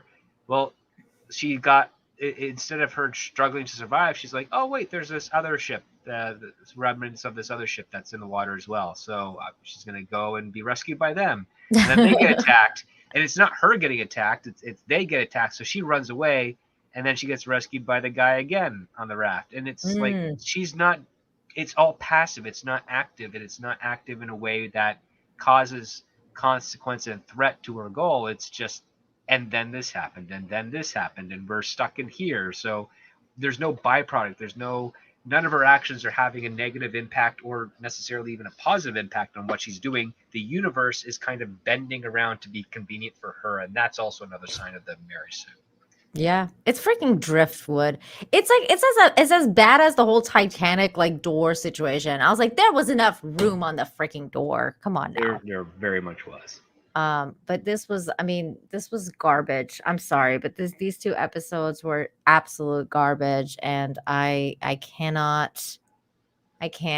deal with it. I mean, I'm gonna watch it because You're I've not heard. I have not yet YouTube heard channel. one compelling argument as to why she's not a Mary Sue. I haven't either. Likewise. I mean, maybe it's an arc thing, but I don't think that's how it works. I think that they've already established her to be a Mary Sue. She from the hasn't very faced first enough episode. consequences for her actions in order to be pulled out of that Mary Sue pot. Like usually, the modern day Mary Sue is like if they face any difficulty, it's due to like someone else's fault or some circumstances that were not under her control. Yeah. Usually, in real characters, John Wick, the series, is a really good example of a guy suffering constantly for his flaw, which is wrath. He's just continuously angry and needs to have that revenge. They even say it in the movie, like he's addicted to the vengeance. And you see what happens when he does so. Like he goes out and he kills. He has to get back at these guys. And during his journey, he loses everything: his house, his dog. I mean, he loses like the Continental, his friends. He loses everything for the sake of all of this revenge that he's doing. So, I mean, that's what we see when a flaw is real. The John Wick goes against the society because of his flaw, and in turn, he loses things that are important to him. He And he loses gets the very blowback. lifestyle that Like, allowed him to escape in the totally. first place. That's what I think Exactly. is fascinating with Mhm. the John Green Exactly. series. So I mean, if Galadriel were not a Mary Sue, she would have her flaw, and she would be blowback. She'll get blowback for that flaw, not a difficulty or some circumstance she has to overcome, or some twists and turns that were someone else's fault or some other circumstance's fault. And she has not committed a wrong deed and gotten punished for that and had to deal with the consequences. That's not really happened to Galadriel. Yeah, you can actually compare this quite brilliantly also to Luke Skywalker in Empire Strikes Back. He fails every lesson Yoda tries to teach him because from his mentality, he doesn't think he could ever fall to the dark side. And that we get the reveal at the end that, oh, not only can he fall to the dark side, but the very man he thought killed his father is his father who has fallen to the dark side. The one man he thought died a hero and not lived to become a villain. And that completely changes his entire perspective, and we understand his flaw, and you see that he learns so much right at the very end where he's like, Ben, why didn't you tell me? Like, he has now learned everything, and he knows what Yoda was trying to teach him and how he was trying to teach him, and he just finally has to pay attention to that, and that carries him further on into Jedi, which I wish was a little bit better written, but still, it does what it needs to do. It's great. It does the job. That's the brilliance. Like a good training montage, especially between a mentor and a pupil, is you have to have that pupil fail the tests before they succeed first. And you don't really seem to be getting that in more modern age storytelling, at least in Western media. I would have liked to see some magic, like any at all in this episode, but there was none. I like elves and I like elven magic, and I feel like I got gypped. I was like, what the hell? Like she's a magic user. I need more magic in Why this. isn't she struggling with learning sorcery? Exactly. Like what? Like why? Why can't we get that? But no, that's not what we get. Chris, the life form, wants to know: should I watch it? I've not watched the show yet. No. Personally, like when it comes to tell people whether to watch a show or not, I always err on the side of caution and say yes, you should watch it so you can decide for yourself. Having said that, time is money, and if you really don't want to waste your life, I highly recommend you might want to skip it until at least the season's out and you can kind of feel like what at least the whole season is like. But if you're curious, I mean, you should watch it and make up your own mind. What do you guys think? Yeah, watch the first episodes. See if you fall asleep, probably don't continue the series. Yeah. Or if you feel the need to like check something else like laundry or watching paint dry while playing, then yeah, maybe that's not for you. Yeah, dude, I totally fell asleep on the first episode. I thought the second episode picked it up at least a little bit because I was like, wait, what's going to happen on this raft? Is it going to get destroyed? Oh, no, it didn't. Okay. If we're a better series, we focus on where the drama is, they don't want to do that. They want to jump to 10 million different characters every 2 seconds. Yeah. So we don't get really invested in anything. And the Lord of the Rings title does not help this show at all. Like, that's the other part when you're doing something within an IP is you have to write that thing so good that the IP is completely irrelevant to its success, because then you're not using it as a crutch. You're just bolstering the IP that you already love, and hopefully the people that are watching love. This thing here, if you were to take Lord of the Rings out of it, it's still a really bad show. Agreed. That's what I was talking about. That's where I was coming from, because I'm like, okay, if you're gonna compare it to even like The Witcher was better, man. Like I was like, at least The Witcher had Henry Cavill, so you could be like, all right, he's great, he looks the part. At least there's some stuff to like about The Witcher versus this. It's like this is just like painfully bad. Like it's bad for the lore people and it's bad for fantasy people on a different level, because we're like, okay, there's no magic. Nobody cares. Like the dialogue is just absolute ass. Chris says the life form says, I've had lots of fun watching people like you talk about the show. So if it's not as good as watching you, I might just skip it and watch the reviews instead. That's also a fun way to do it. We will be reviewing it on this channel. So if you like watching it that way, you are more than welcome to come back every Sunday, because we will be reviewing it on here. And also Invicta says you didn't discuss why the orc looked like crap. We barely saw them. Yeah, we didn't really see them. I thought that I had more of a problem with how bad the costuming is in this series versus like what the orcs look like. I think that that's kind of more important for the all like the throughout aesthetics of the show, because orcs people are gonna take like liberties with, they're gonna do new things, they're gonna make them look whatever way they want. I mean, I can understand why the effects team would be doing new things to it to make it look different or whatever. But the costuming, man, like you can't escape how shitty the costumes are in this show. There's nothing that I don't know where the money goes. That's I why don't it's either. The laundering effort for somebody. I feel like you might be right about that. But on that note, thank you guys for joining me tonight, and shout out to George the Giant Slayer for joining us as well. So make sure you guys check out his channel, and he's got a lot of videos on Lord of the Rings and the Rings of Power. So make sure you're checking those out. And before we get out of here, Literature Devil, please tell everyone where they can find you and what you got coming up. Well, yeah. Well, find me on Literature Devil on YouTube. That's what the channel's name is called. And currently, I am working on a comic that I'll launch hopefully later this month, if not early October. But it's going to be Dr. Alpha, essentially 2. But if you want to catch up on the first one, it's available on Amazon Kindle. You want to watch the digital version of it. But if you want to wait, I'll have some copies of Dr. Alpha 1 available for the campaign. So you get that if you want to wait the physical. Cool. You can get that then. So that's what I got coming cool. up. The main thing I have coming up and working on it for the last couple of months. Got a lot of stuff ready for it. So hopefully we can launch it at the end of September. So it is coming up pretty quickly. That's amazing. Okay, so there's no links or anything for that yet, but whenever Not you quite come yet. back on here, we'll push that, and we'll get the links all ready for Appreciate you it. and everything. So that's excellent news. That's awesome. That's good to hear.